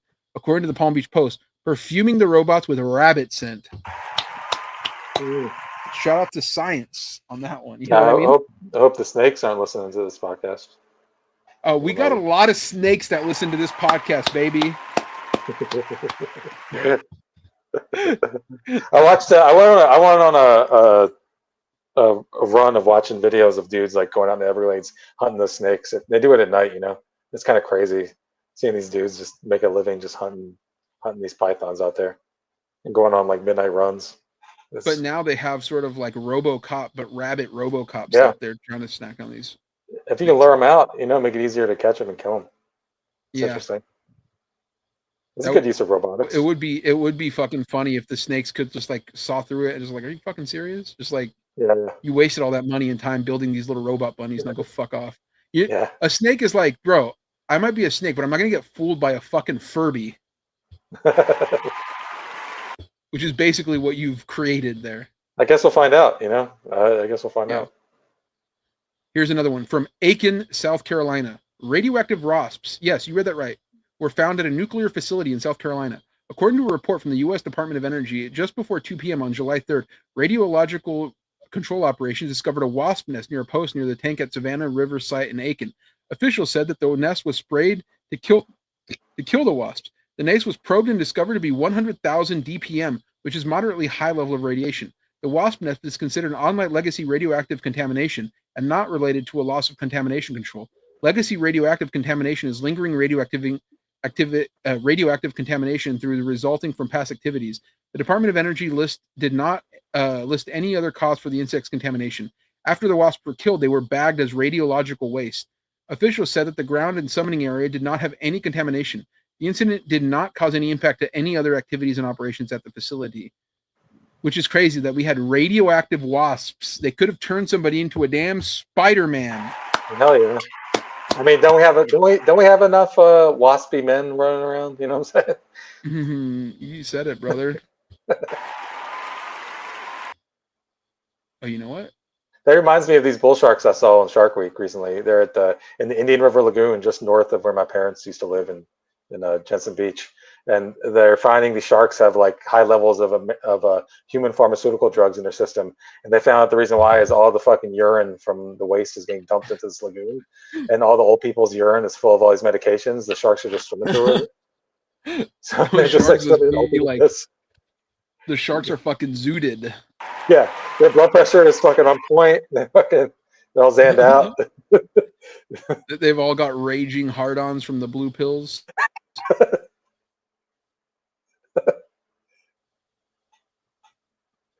Okay, here's one last story before we hit the road. Toddler bites cobra to death. A toddler in India bit a venomous cobra so hard that he killed it. 2-year-old Govinda Kumar was playing at his home in Bankatwa, a village in the eastern Indian state of Bihar, when he spotted a 3-foot-long snake and grabbed it. The cobra lunged at the child and coiled itself around the tiny hands during the incident on Friday, his relative said. But instead of screaming, Govinda put the snake's head in its mouth and clenched his jaw. Matarishi Devi, the boy's grandmother, recounted. He quickly lost consciousness after ingesting some of the deadly venom, but he was treated at the hospital and has since been discharged. The snake died on the spot. Miss Devi said, I was moving firewood. Can you imagine? You're a snake and you're like, I'm normally eating fake robot rabbits that they keep putting out here. But oh, look, a baby. I'm going to go eat that motherfucker. So you go at him and then it's like, call the cops, but not for me type shit. Baby goes, grab you. I'm going to bite your fucking head. Bro, kill you. Bro, fucking did that shit for Ozzy. Here, I'll show you what the baby looks like. You can see that he has that dog in him. Wow. That's why, by the way, I'm giving him that guy of the week. Hell yeah. A young phenomenon. Young Govinda. Oh yeah. He looks like a type. Like he looks like, bro, a snake. I fucking eat snakes. Yeah, I eat snakes. Ain't nothing. Doesn't faze me, dude. He's got that dog in him. And now he's probably like immune to the poison because of all that shit he ingested. If anything, he's going to end up being like a friend of the snake when he gets older. They're going to respect him and follow him, kind of like a Pied Piper situation. Miss Devi said, I was moving firewood near the house and the cobra came out. The child perhaps saw the snake moving and caught hold of it. We rushed towards the boy and saw that he had taken the cobra's head into his mouth. That we then separated the cobra from his mouth and hands. She added, the cobra died on the spot while the child fell unconscious. The family rushed him to a nearby health center for treatment. He was later transferred to the government medical college and hospital, Betia, for specialist care. Officers at the pediatrics department of the GMCH, Betia, said that they received 5 to 6 snake bites a case every month during rainy season, but this was the first time that they'd seen such a highly unusual case where a child has bitten and eaten part of the cobra. Cobras are highly venomous snakes with toxic bites capable of killing a human within hours by paralyzing respiratory muscles. Dr. Sarub Kumar, associate professor at the GMCH Betia's pediatrics department, told the Telegraph, I have received the child active and alert, but his mouth and face were swollen because of the reaction to the venom in the oral cavity. We were surprised and cross-checked with the parents multiple times to ensure the child was not bitten by the cobra to rule out that the venom had not gone into the bloodstream. They told us he bit the cobra and the snake died on the spot. He continued, the child has eaten part of the cobra and the venom had gone into his digestive tract. Unlike in the cases where the cobra bites the person, the venom goes into the blood and triggers neurotoxicity. We gave him an anti-allergy medicine and kept him under watch as he didn't develop any symptoms for 48 hours. We discharged the child on Saturday. Dr. Kumar said the cobra had died apparently because of trauma to the head and mouth from the child's bite. India is home to 300 types of snakes, including 16 which are highly venomous. The big 4, which are responsible for the most snake bites, include the spectacled cobra, common trait, Russell's viper, and saw-scaled viper. During 2000 to 2019, the country had recorded over 1 million snake bite-related deaths, according to the study in the journal eLife. Heavy rainfall and decreased urbanization has driven snakes out of their natural habitats and increasingly into residential areas, wildlife experts say. So, there it is. Snake Snake baby. I love that we ended on a positive note. That could I rules. had to, dude. Come on. I wasn't going to end on toxic wasps, dude. Fuck those wasps. Those wasps are fucking... They're bullshit. Go back They to where don't you have- came from. Yeah. Well, on that note, thank you all for watching. It's been a great episode, I thought, like hanging out with the people, talking about bullshit. Hopefully, your next week goes well. We're 34 episodes in on this, and I feel like we still don't have a good outro, like reliable, We still don't even really have a great open. No, not really. But we have Kind of great don't really have episodes. any. We don't have any good segments either. Well, that's not true. I feel like the news segments are always great, Yeah, you're right. News segments rule. But we don't have any like recurring segments that are like, oh, our tier list segments usually go kind of crazy. Yeah. And now, football season's heating up, so we'll be. We'll have to figure out some like a way to bring back the magic of the over-under segment. But thank you very much. If you can like the video, I'm here. That's helpful. You want to subscribe? Do that. Oh, our friend Ibrahim, his book went up on Kickstarter. Is going up. Look up. What is it called? Half Blood. Half Blood. Yeah. Half. I saw he's up to number 2. Humanoids. Is number 2 on the Humanoids Kickstarter chart. Get it to number 1. Get to number 1. Destroy Jorodowski, who many is saying is a pervert. Unsubstantiated. No one knows if that's true or not. Nobody said that. I didn't say that. Oh, Keegan says Tony Tears is a hit. Thanks, Wow. Keegan. Huge. Oh, yeah. You're the wind beneath my wings, man. I'll start doing more. Hell yeah. But yeah. Check out Ibrahim's Kickstarter for his new book coming out through Humanoids, Half Blood. And check out his YouTube channel. He's making cool figures and stuff. And you know what? Like and subscribe, baby. Like and subscribe. Normally, I got to be honest, I hate when people say like and subscribe to their YouTube videos because it's like, don't tell me what to do. You know what I mean? If I like it, if I want to see more, I know what to like and subscribe. But this is a very special situation where we are vamping for the extra minutes so we can end the show, but now we're overtime. So, we didn't even need to say that. But like and subscribe, and we'll talk to you guys next week. Peace. Oh, and share with your friends. Let everybody know this is the best comics podcast. Let everyone know this is the best comics podcast that is not about comics or politics. It's apolitical, non-comics podcast about comics. Non-comics.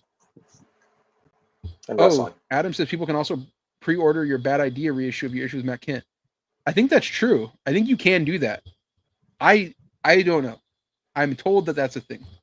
So check that out too. And check out any book Tony has coming out. Yeah, Tony. Yeah. I've got books out. You can get them. Go look at them. All right. Thanks, everybody. Talk to you next week. Later.